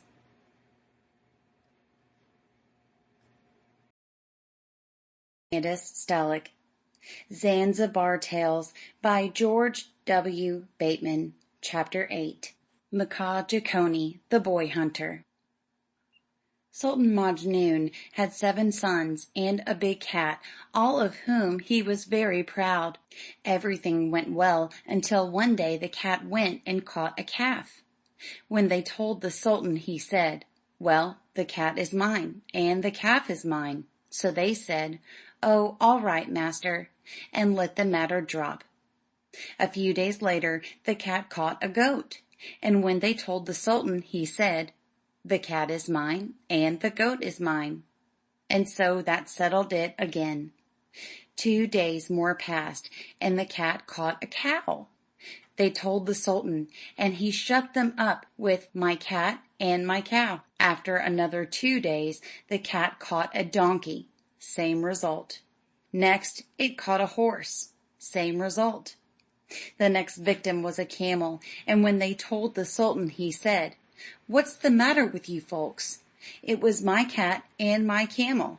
I believe you don't like my cat and want it killed, bringing me tales about it every day. Let it eat whatever it wants to." In a very short time it caught a child, and then a full-grown man, but each time the sultan remarked that both the cat and its victim were his, and thought no more of it. Meantime the cat grew bolder, and hung around a low open place near the town, pouncing on people going for water or animals out a pasture, and eating them. At last some of the people plucked up courage, and, going to the sultan, said, "How is this, master? As you are our sultan, you are our protector, or ought to be. Yet you have allowed this cat to do as it pleases, and now it lives just out of town there, and kills everything living that goes that way, while at night it comes into town and does the same thing. Now what on earth are we to do?" But Majnun only replied, "I really believe you hate my cat. I suppose you want me to kill it, but I shall do no such thing. Everything it eats is mine." Of course the folks were astonished at the result of the interview, and, as no one dared to kill the cat, they all had to remove from the vicinity where it lived. But this did not mend matters, because, when it found no one came that way, it shifted its quarters likewise. So complaints continued to pour in until at last Sultan Majnun gave orders that if anyone came to make accusations against the cat, he was to be informed that the master could not be seen. When things got so that people neither let their animals out nor went out themselves, the cat went farther into the country, killing and eating cattle and fowls and everything that came its way. One day the Sultan said to 6 of his sons, "I'm going to look at the country today. Come along with me." The 7th son was considered too young to go around anywhere and was always left at home with the womenfolk, being called by his brothers Mkaaah Jeechonee, which means Mr. Sit in the Kitchen. Well, they went and presently came to a thicket. The father was in front and the 6 sons following him, when the cat jumped out and killed 3 of the latter. The attendants shouted, "The cat! The cat!" and the soldiers asked permission to search for and kill it, which the Sultan readily granted, saying, "This is not a cat, it is Noondah. It has taken from me my own sons." Now, nobody had ever seen a Noondah, but they all knew it was a terrible beast that could kill and eat all other living things. When the Sultan began to bemoan the loss of his sons, some of those who heard him said, "Ah, master, this Noondah does not select his prey. He doesn't say, 'This is my master's son, I'll leave him alone,' or 'This is my master's wife, I won't eat her.' When we told you what the cat had done, you always said it was your cat, and what it ate was yours. And now it has killed your sons, and we don't believe it would hesitate to eat even you." And he said, "I fear you are right. As for the soldiers who tried to get the cat, some were killed and the remainder ran away, and the Sultan and his living sons took the dead bodies home and buried them." Now when Mkaaah Jeechonee, the 7th son, heard that his brothers had been killed by the Noondah, he said to his mother, "I too will go, that it may kill me as well as my brothers, or I will kill it." But his mother said, "My son, I do not like to have you go. Those 3 are already dead, and if you are killed also, will not that be one wound open another to my heart?" "Nevertheless," said he, "I cannot help going, but do not tell my father." So his mother made him some cakes, and sent some attendants with him, and he took a great spear, as sharp as a razor, and a sword, bade her farewell, and departed. As he had always been left at home, he had no very clear idea what he was going to hunt for.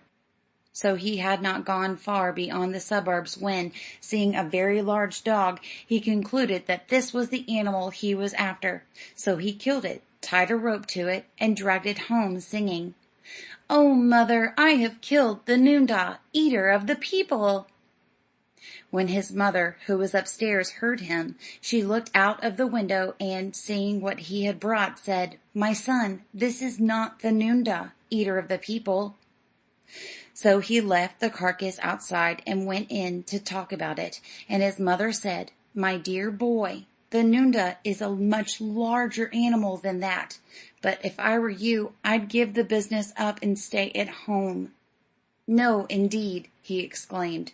"No staying at home for me until I have met and fought the Noondah." So he set out again, and went a great deal farther than he had gone on the former day. Presently he saw a civet cat, and, believing it to be the animal he was in search of, he killed it, bound it, and dragged it home, singing, "Oh, mother, I have killed the Noondah, eater of the people." When his mother saw the civet cat, she said, "My son, this is not the Noondah, eater of the people," and he threw it away. Again his mother entreated him to stay at home, but he would not listen to her, and started off again. This time he went away off into the forest, and seeing a bigger cat than the last one, he killed it, bound it, and dragged it home, singing, "Oh, mother, I have killed the Noondah, eater of the people." But directly his mother saw it, she had to tell him as before, "My son, this is not the Noondah, eater of the people." He was, of course, very much troubled at this, and his mother said, "Now where do you expect to find this Noondah?" You don't know where it is, and you don't know what it looks like. You'll get sick over this. You're not looking so well now as you did.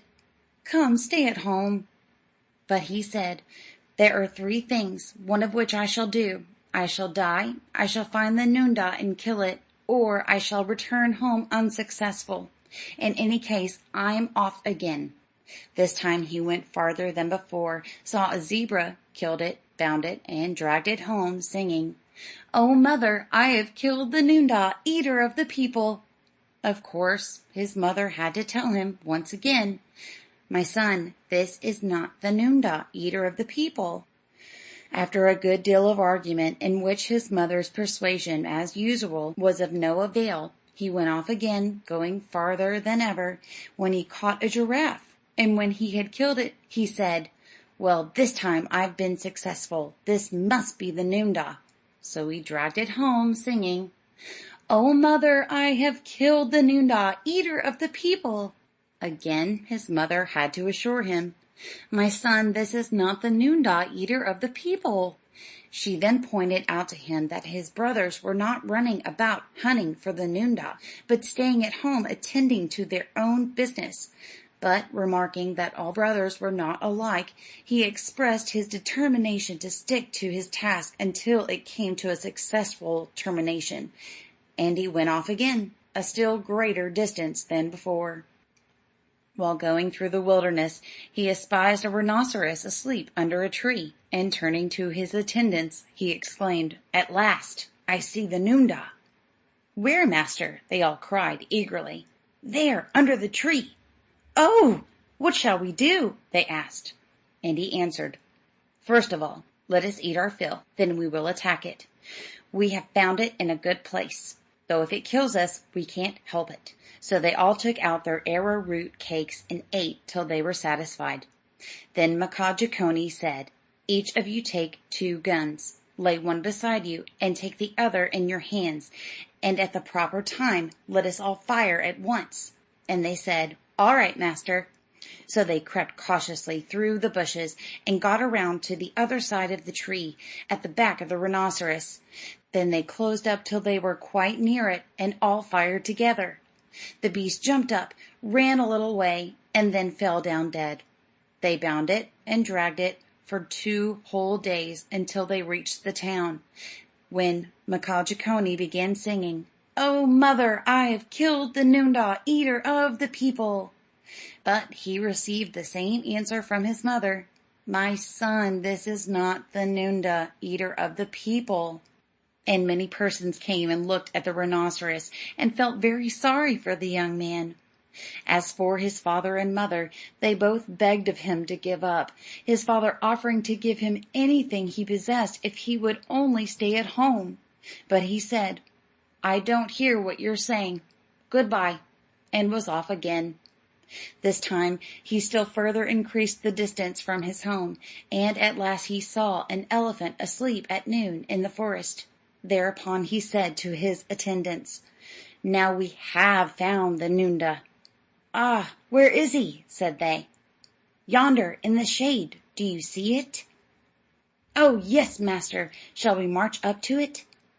"If we march up to it, and it is looking this way, it will come at us, and if it does that, some of us will be killed. I think we had best let one man steal up close and see which way its face is turned." As everyone thought this was a good idea, a slave named Keerobo'to crept on his hands and knees and had a good look at it. When he returned in the same manner, his master asked, "Well, what's the news? Is it the noondah?" "I do not know," replied Keerobo'to, "but I think there is very little doubt that it is. It is broad, with a very big head, and goodness, I never saw such large ears." "All right," said Jeechonee, "let us eat, and then go for it." So they took their arrowroot cakes and their molasses cakes, and ate until they were quite full. Then the youth said to them, "My people, today is perhaps the last we shall ever see, so we will take leave of each other. Those who are to escape will escape, and those who are to die will die. But if I die, let those who escape tell my mother and father not to grieve for me." But his attendants said, "Oh, come along, master. None of us will die, please God."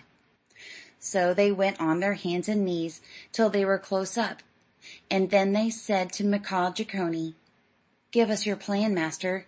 But he said, "There is no plan, only let all fire at once." Well, they fired all at once, and immediately the elephant jumped up and charged at them. Then such a helter-skelter flight as there was!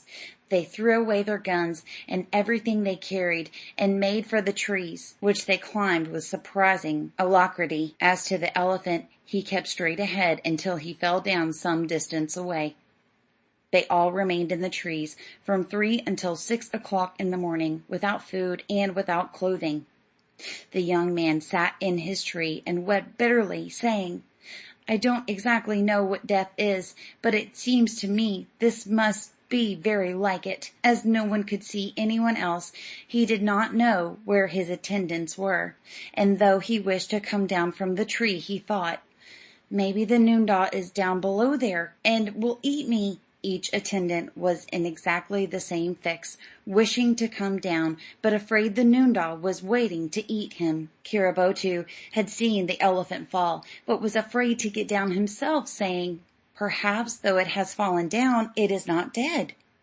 But presently he saw a dog go up to it and smell it, and then he was sure it was dead. Then he got down from the tree as fast as he could, and gave a signal cry, which was answered, but not being sure from whence the answer came, he repeated the cry, listening intently. When it was answered, he went straight to the place from which the sound proceeded, and found 2 of his companions in one tree. To them he said, come down, the noondah is dead." So they got down quickly and hunted around until they found their master. When they told him the news, he came down also, and after a little the attendants had all gathered together, and had picked up their guns and their clothes, and were all right again. But they were all weak and hungry, so they rested and ate some food, after which they went to examine their prize. As soon as Mkaaah Jeechonee saw it, he said, "Ah, this is the noondah! This is it! This is it!" And they all agreed that it was it. So they dragged the elephant 3 days to their town, and then the youth began singing, "Oh, mother, this is he, the noondah, eater of the people." He was naturally quite upset when his mother replied, "My son, this is not the noondah, eater of the people." She further said, "Poor boy, what trouble you have been through! All the people are astonished that one so young should have such a great understanding." Then his father and mother began their entreaties again, and finally it was agreed that this next trip should be his last, whatever the result might be. Well, they started off again, and went on and on past the forest until they came to a very high mountain, at the foot of which they camped for the night. In the morning they cooked their rice and ate it, and then Mkaaah Jeechonee said, "Let us now climb the mountain, and look all over the country from its peak." And they went, until after a long weary while they reached the top, where they sat down to rest and form their plans. Now one of the attendants, named Haamdaanee, while walking about, cast his eyes down the side of the mountain, and suddenly saw a great beast about halfway down, but he could not make out its appearance distinctly, on account of the distance in the trees. Calling his master, he pointed it out to him, and something in Mkaaah Jeechonee's heart told him that it was the noondah. To make sure, however, he took his gun and his spear, and went partly down the mountain to get a better view. "Ah," said he, "this must be the noondah. My mother told me its ears were small, and those are small. She told me the noondah is broad and short, and so is this. She said it has 2 blotches, like a civet cat, and there are the blotches. She told me the tail is thick, and there is a thick tail. It must be the noondah." Then he went back to his attendants and bade them eat heartily. which they did. Next he told them to leave every unnecessary thing behind, because if they had to run they would be better without encumbrance, and if they were victorious they could return for their goods. When they had made all their arrangements they started down the mountain. But when they had got about halfway down, Kiribotu and Shindano were afraid. Then the youth said to them, "Oh, let's go on. Don't be afraid. We all have to live and die. What are you frightened about?" So, thus encouraged, they went on. When they came near the place, Mkaaah Jeechonee ordered them to take off all their clothing except one piece, and to place that tightly on their bodies, so that if they had to run, they would not be caught by thorns or branches. So then they came close to the beast. They saw it was asleep, and all agreed that it was the noondah. Then the young man said, "Now the sun is setting. Shall we fire at it, or let be till morning?" And they all wished to fire at once and see what the result would be without further tax on their nerves. Therefore they arranged that they should all fire together. They all crept up close, and when the master gave the word, they discharged their guns together. The noondah did not move. That one dose had been sufficient. Nevertheless, they all turned and scampered up to the top of the mountain. There they ate and rested for the night. In the morning they ate their rice, and then went down to see how matters were, when they found the beast lying dead. After resting and eating, they started homeward, dragging the beast with them. On the fourth day it began to give indications of decay, and the attendants wished to abandon it. But Mkaaah Jeechonee said they would continue to drag it if there was only one bone left. When they came near the town, he began to sing, "Mother, mother, I have come from the evil spirits' home. Mother, listen while I sing, while I tell you what I bring. Oh, mother, I have killed the noondah, eater of the people." And when his mother looked out, she cried, "My son, this is the noondah, eater of the people." Then all the people came out to welcome him, and his father was overcome with joy, and loaded him with honors, and procured him a rich and beautiful wife. And when he died, Mkaaah Jeechonee became Sultan, and lived long and happily beloved by all the people. End of Chapter 8. Recording by Candace Stellick, Dallas, Texas.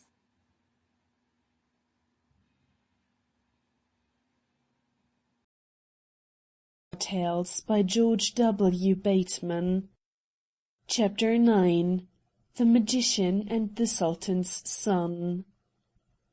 There was once a sultan who had 3 little sons, and no one seemed to be able to teach them anything, which greatly grieved both the sultan and his wife. One day a magician came to the sultan and said, "If I take your 3 boys and teach them to read and write, and make great scholars of them, what will you give me?" And the sultan said, "I will give you half of my property." "No," said the magician, "that won't do." "I'll give you half of the towns I own." "No, that will not satisfy me." "What do you want, then?" "When I have made them scholars and bring them back to you, choose 2 of them for yourself and give me the 3rd, for I want to have a companion of my own." "Agreed," said the sultan. So the magician took them away, and in a remarkably short time taught them to read and to make letters, and made them quite good scholars. Then he took them back to the sultan and said, "Here are the children. They are all equally good scholars. Choose." So the sultan took the 2 he preferred, and the magician went away with the 3rd, whose name was Kijana, to his own house, which was a very large one. When they arrived, Mkaaah, the magician, gave the youth all the keys, saying, Open whatever you wish to." Then he told him that he was his father and that he was going away for a month. When he was gone, Jeechonee took the keys and went to examine the house. He opened one door and saw a room full of liquid gold. He put his finger in, and the gold stuck to it, and wipe and rub as he would, the gold would not come off. So he wrapped a piece of rag around it, and when his supposed father came home and saw the rag, and asked him what he had been doing to his finger, he was afraid to tell the truth, so he said that he had cut it. Not very long after, Mkaaah went away again, and the youth took the keys and continued his investigations. The first room he opened was filled with bones of goats, the next with sheep's bones, the next with the bones of oxen, the fourth with the bones of donkeys, the fifth with those of horses, the sixth contained men's skulls, and in the seventh was a live horse. "Hullo," said the horse. "Where do you come from, you son of Adam?" "This is my father's house," said Jeechonee. "Oh, indeed," was the reply. "Well, you've got a pretty nice parent. Do you know that he occupies himself with eating people, and donkeys, and horses, and oxen, and goats, and everything he can lay his hands on? You and I are the only living things left." This scared the youth pretty badly, and he faltered. "What are we to do?" "What's your name?" said the horse. "Jeechonee." "Well, I'm Farasi. Now, Jeechonee, first of all come and unfasten me." The youth did so at once. "Now then, open the door of the room with the gold in it, and I will swallow it all. Then I'll go and wait for you under the big tree down the road a little way. When the magician comes home, he will say to you, 'Let us go for firewood.' Then you answer, 'I don't understand that work,' and he will go by himself. When he comes back, he will put a great big pot on the hook and will tell you to make a fire under it. Tell him you don't know how to make a fire, and he will make it himself. Then he will bring a large quantity of butter, and while it is getting hot he will put up a swing and tell you, 'Get up there and I'll swing you.' But you tell him you never played that game, and ask him to swing first, that you may see how it is done. Then he will get up to show you, and you must push him into the big pot, and then come to me as quickly as you can." Then the horse went away. Now Mkaaah had invited some of his friends to a feast at his house that evening. So returning home early, he said to Jeechonee, "Let us go for firewood." But the youth answered, "I don't understand that work." So he went by himself and brought the wood. Then he hung up the big pot and said, "Light the fire." But the youth said, "I don't know how to do it." So the magician laid the wood under the pot and lighted it himself. Then he said, "Put all that butter in the pot." But the youth answered, "I can't lift it, I'm not strong enough." So he put in the butter himself. Next Mkaaah said, "Have you seen our country game?" And Jeechonee answered, "I think not." "Well," said the magician, "let's play at it while the butter is getting hot." So he tied up the swing and said to Jeechonee, "Get up here and learn the game." But the youth said, "You get up first and show me. I'll learn quicker that way." The magician got into the swing, and just as he got started, Jeechonee gave him a push right into the big pot, and as the butter was by this time boiling, it not only killed him but cooked him also. As soon as the youth had pushed the magician into the big pot, he ran as fast as he could to the big tree where the horse was waiting for him. "Come on," said Ferassi, "jump on my back and let's be going." So he mounted and they started off. When the magician's guests arrived, they looked everywhere for him, but of course could not find him. Then, after waiting a while, they began to be very hungry, so looking around for something to eat, they saw that the stew in the big pot was done, and saying to each other, "Let's begin anyway," they started in and ate the entire contents of the pot. After they had finished, they searched for Mkaaah again, and finding lots of provisions in the house, they thought they would stay there until he came, but after they had waited a couple of days and eaten all the food in the place, they gave him up and returned to their homes. Meanwhile, Jeechonee and the horse continued on their way until they had gone a great distance, and at last they stopped near a large town. "Let us stay here," said the youth, "and build a house." As Ferassi was agreeable, they did so. The horse coughed up all the gold he had swallowed, with which they purchased slaves and cattle and everything they needed.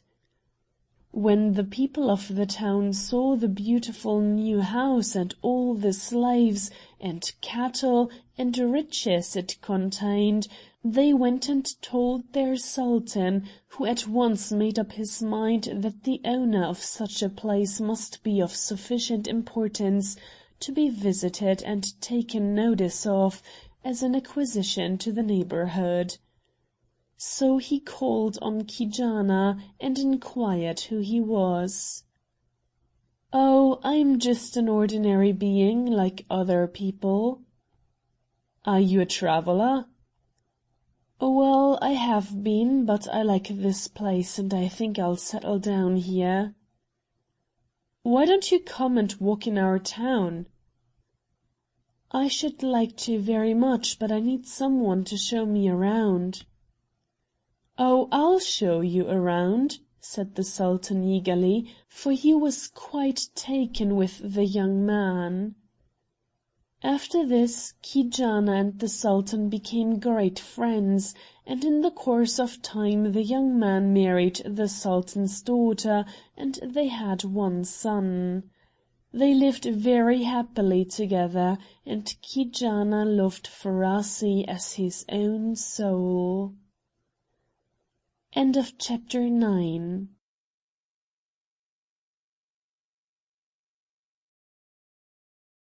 By Candace Dallek, Dallas, Texas. Zanzibar Tales by George W. Bateman. Chapter 10. The Physician's Son and the King of the Snakes. Once there was a very learned physician who died, leaving his wife with a little baby boy, whom, when he was old enough, she named, according to his father's wish, Hasibu Karim Adin. When the boy had been to school and had learned to read, his mother sent him to a tailor to learn his trade, but he could not learn it. Then he was sent to a silversmith, but he could not learn his trade either. After that he tried many trades, but could learn none of them. At last his mother said, "Well, stay at home for a while," and that seemed to suit him. One day he asked his mother what his father's business had been, and she told him he was a very great physician. "Where are his books?" he asked. "Well, it's a long time since I saw them," replied his mother, "but I think they are behind there. Look and see." So he hunted around a little and at last found them, but they were almost ruined by insects, and he gained little from them. At last 4 of the neighbors came to his mother and said, "Let your boy go along with us and cut wood in the forest. It was their business to cut wood, load it on donkeys, and sell it in the town for making fires. "All right," said she. "Tomorrow I'll buy him a donkey, and he can start fair with you." So the next day Hasseeboo, with his donkey, went off with those 4 persons, and they worked very hard and made a lot of money that day. This continued for 6 days, but on the 7th day it rained heavily, and they had to get under the rocks to keep dry. Now Hasseeboo sat in a place by himself, and, having nothing else to do, he picked up a stone and began knocking on the ground with it. To his surprise, the ground gave forth a hollow sound, and he called to his companions, saying, "There seems to be a hole under here." Upon hearing him knock again, they decided to dig and see what was the cause of the hollow sound, and they had not gone very deep before they broke into a large pit like a well, which was filled to the top with honey. They didn't do any firewood chopping after that, but devoted their entire attention to the collection and sale of the honey. With a view to getting it all out as quickly as possible, they told Hasseeboo to go down into the pit and dip out the honey, while they put it in vessels and took it to town for sale. They worked for 3 days, making a great deal of money. At last there was only a little honey left at the very bottom of the pit, and they told the boy to scrape that together while they went to get a rope to haul him out. But instead of getting the rope, they decided to let him remain in the pit and divide the money among themselves. So, when he had gathered the remainder of the honey together, and called for the rope, he received no answer. And after he had been alone in the pit for 3 days, he became convinced that his companions had deserted him.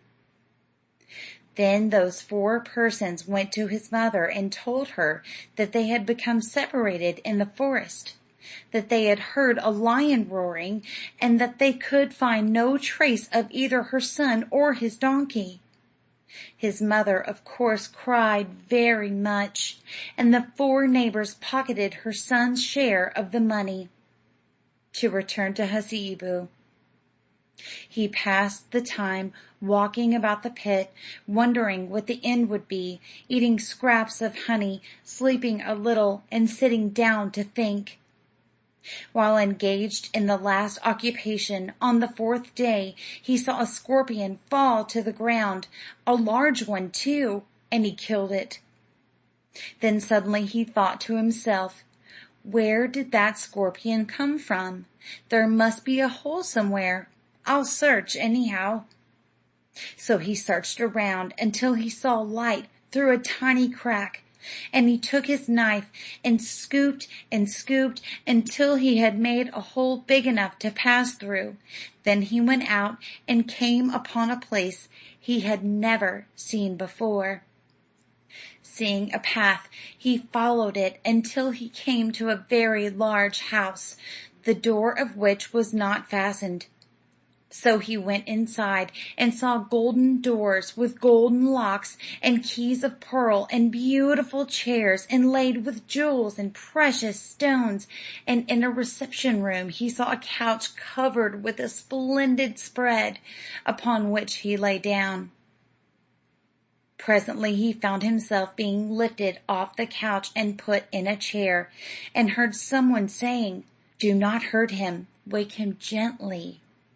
And on opening his eyes he found himself surrounded by numbers of snakes, one of them wearing beautiful royal colors. "Hello!" he cried. "Who are you?" "I am Sultan wa Mkaaah, king of the snakes, and this is my house. Who are you?" "I am Hasseeboo Karim Adin." "Where do you come from?" "I don't know where I come from or where I'm going." "Well, don't bother yourself just now. Let's eat. I guess you're hungry, and I know I am." Then the king gave orders, and some of the other snakes brought the finest fruits, and they ate and drank and conversed.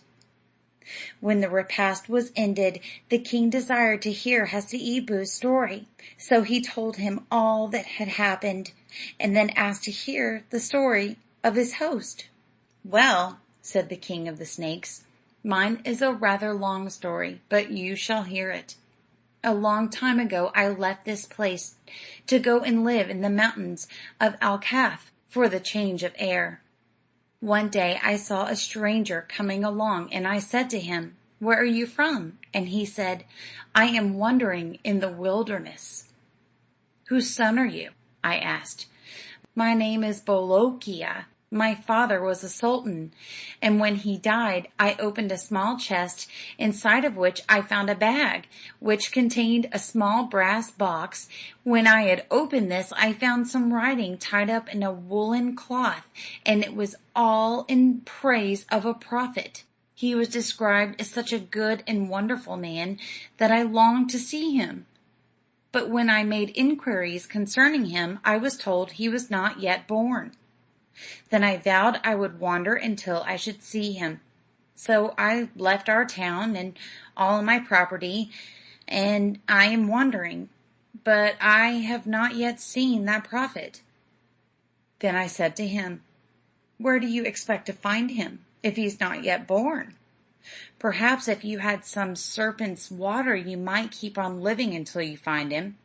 But it's of no use talking about that.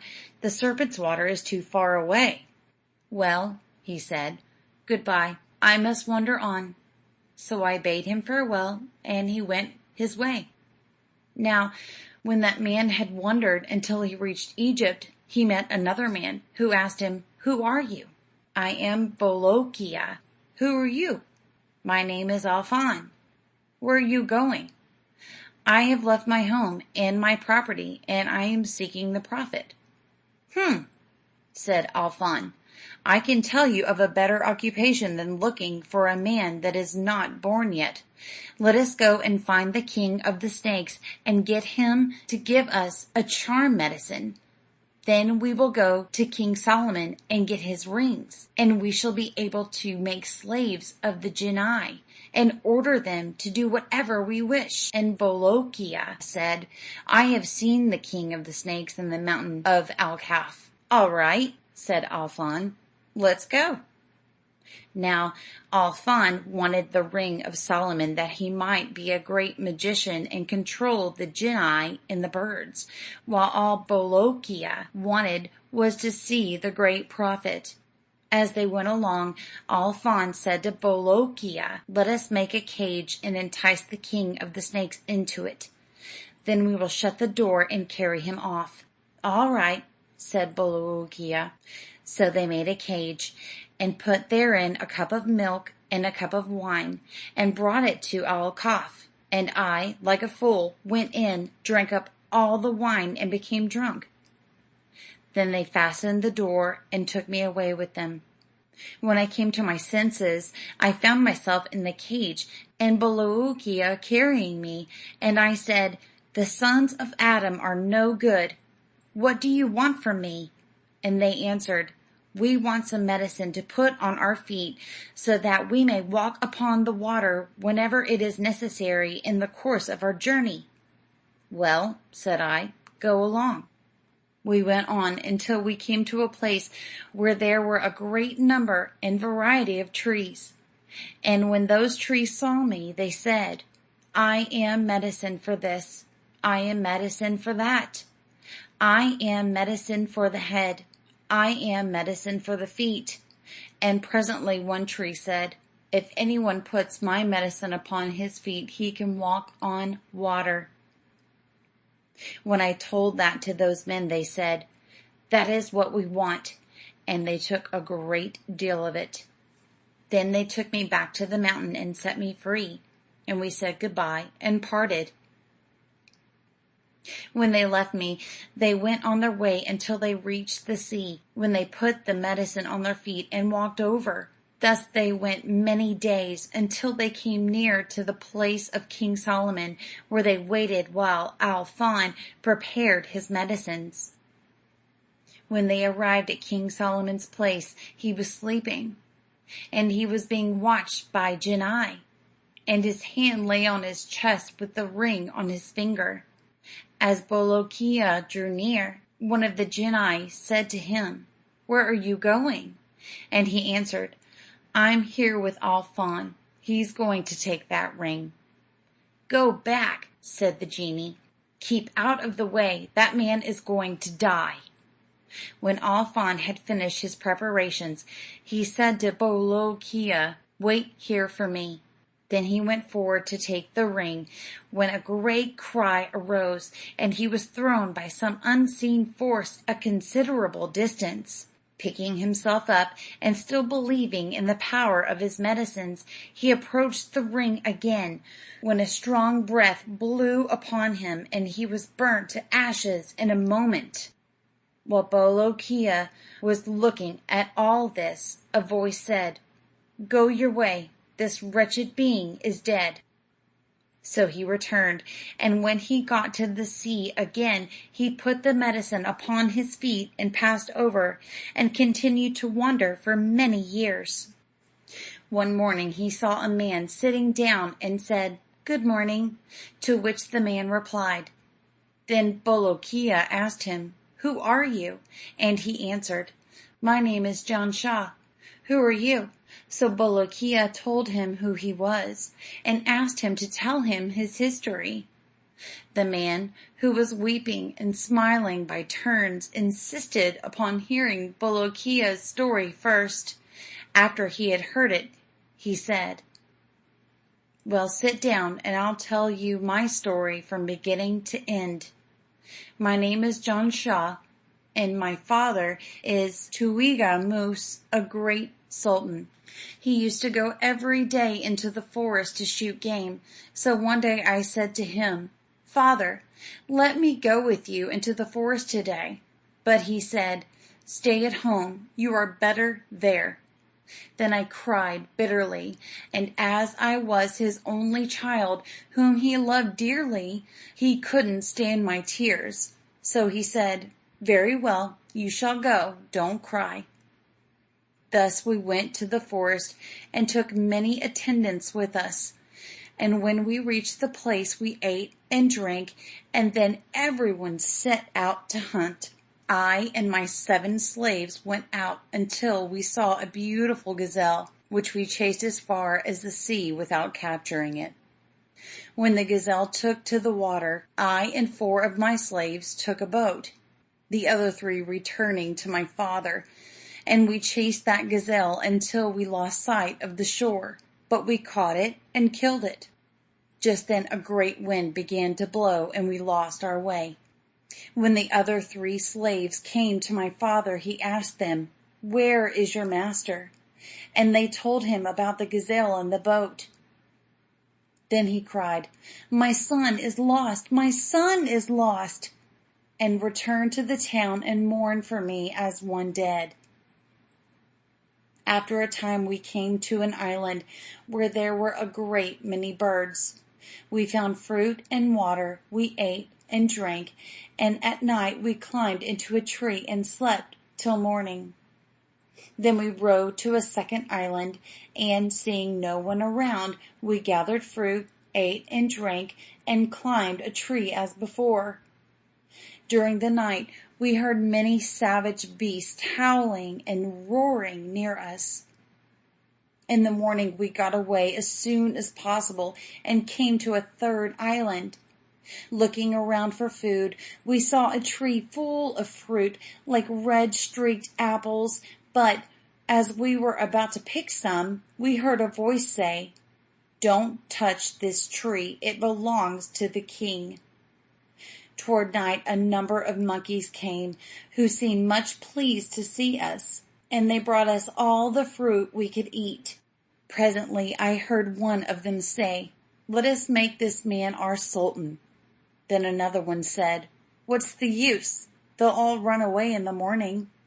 But a third one said, "Not if we smash their boat." Sure enough, when we started to leave in the morning, our boat was broken in pieces.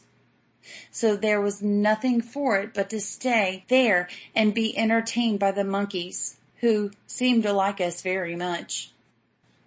One day while strolling about, I came upon a great stone house having an inscription on the door which said, "When any man comes to this island, he will find it difficult to leave, because the monkeys desire to have a man for their king.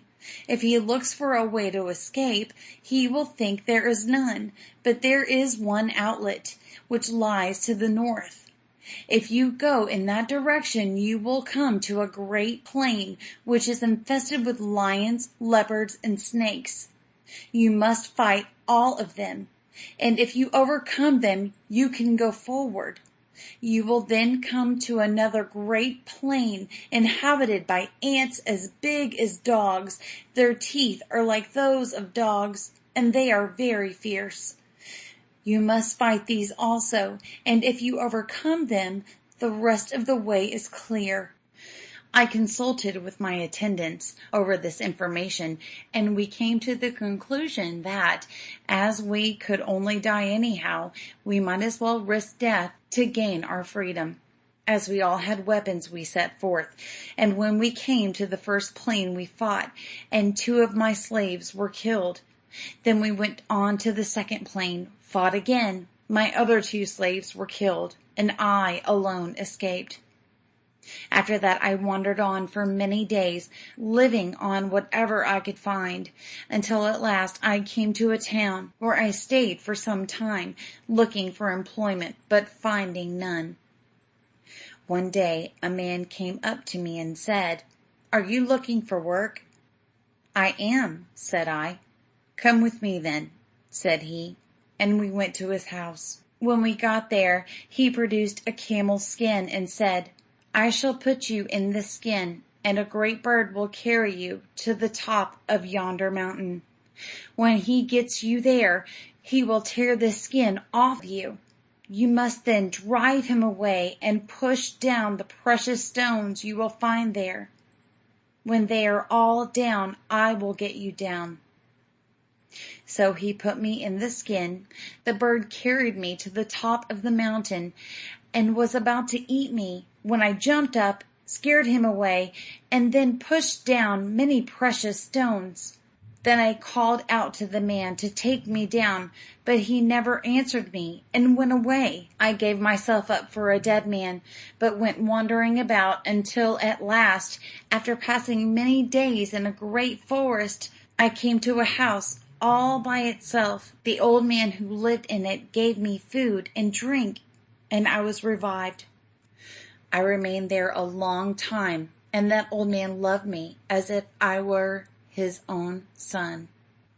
One day he went away, and giving me the keys, told me I could open the door of every room except one, which he pointed out to me.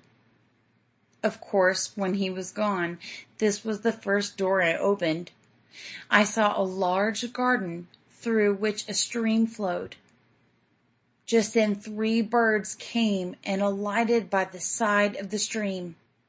Immediately they changed to 3 most beautiful women.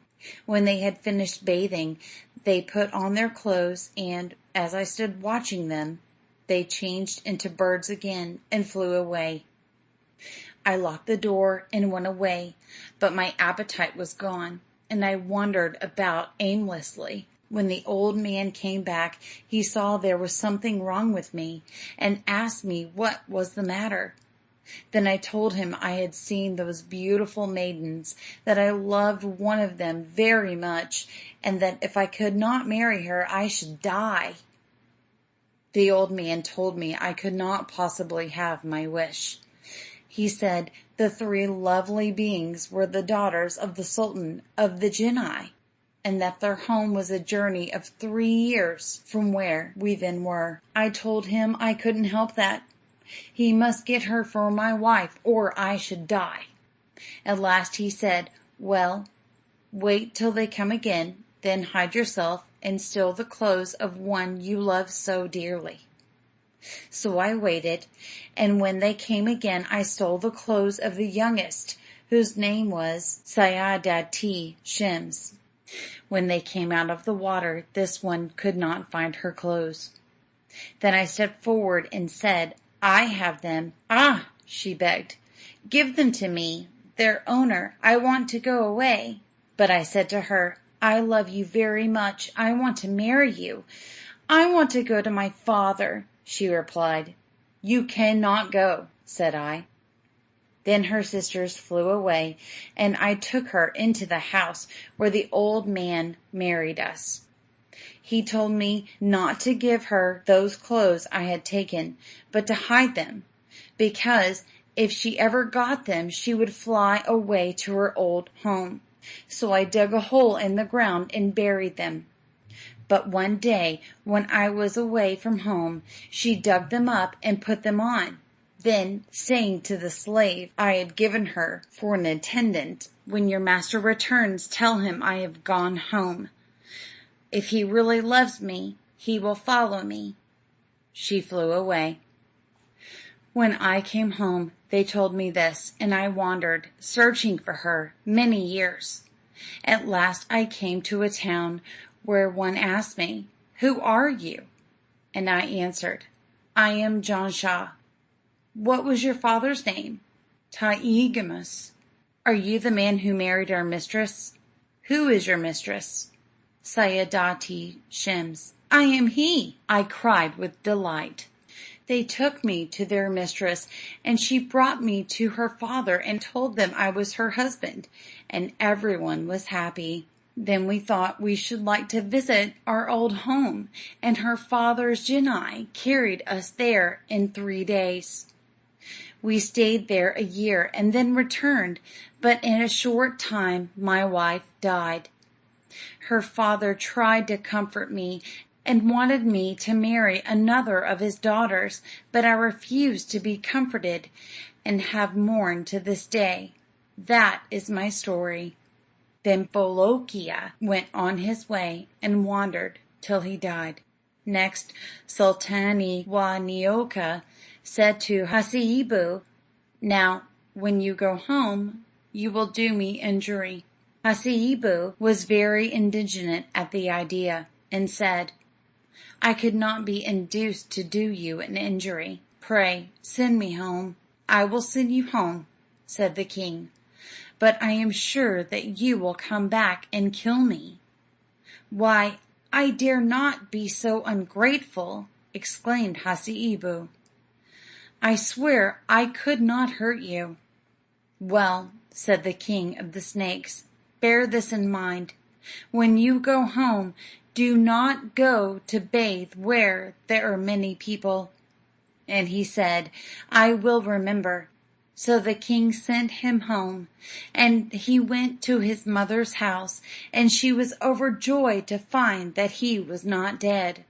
Now the sultan of the town was very sick, and it was decided that the only thing that could cure him would be to kill the king of the snakes, boil him, and give the soup to the sultan. For a reason known only to himself, the vizier had placed men at the public baths with this instruction: If anyone who comes to bathe here has a mark on his stomach, seize him and bring him to me. When Hassebu had been home 3 days, he forgot the warning of Sultan wa Nioka and went to bathe with the other people. All of a sudden he was seized by some soldiers and brought before the vizier, who said, Take us to the home of the king of the snakes. I don't know where he is, said Hassebu. Tie him up, commanded the vizier. So they tied him up and beat him until his back was all raw, and being unable to stand the pain, he cried, Let up, I will show you the place. So he led them to the house of the king of the snakes, who, when he saw him, said, Didn't I tell you you would come back to kill me? How could I help it? Cried Hassebu. Look at my back. "Who has beaten you so dreadfully?"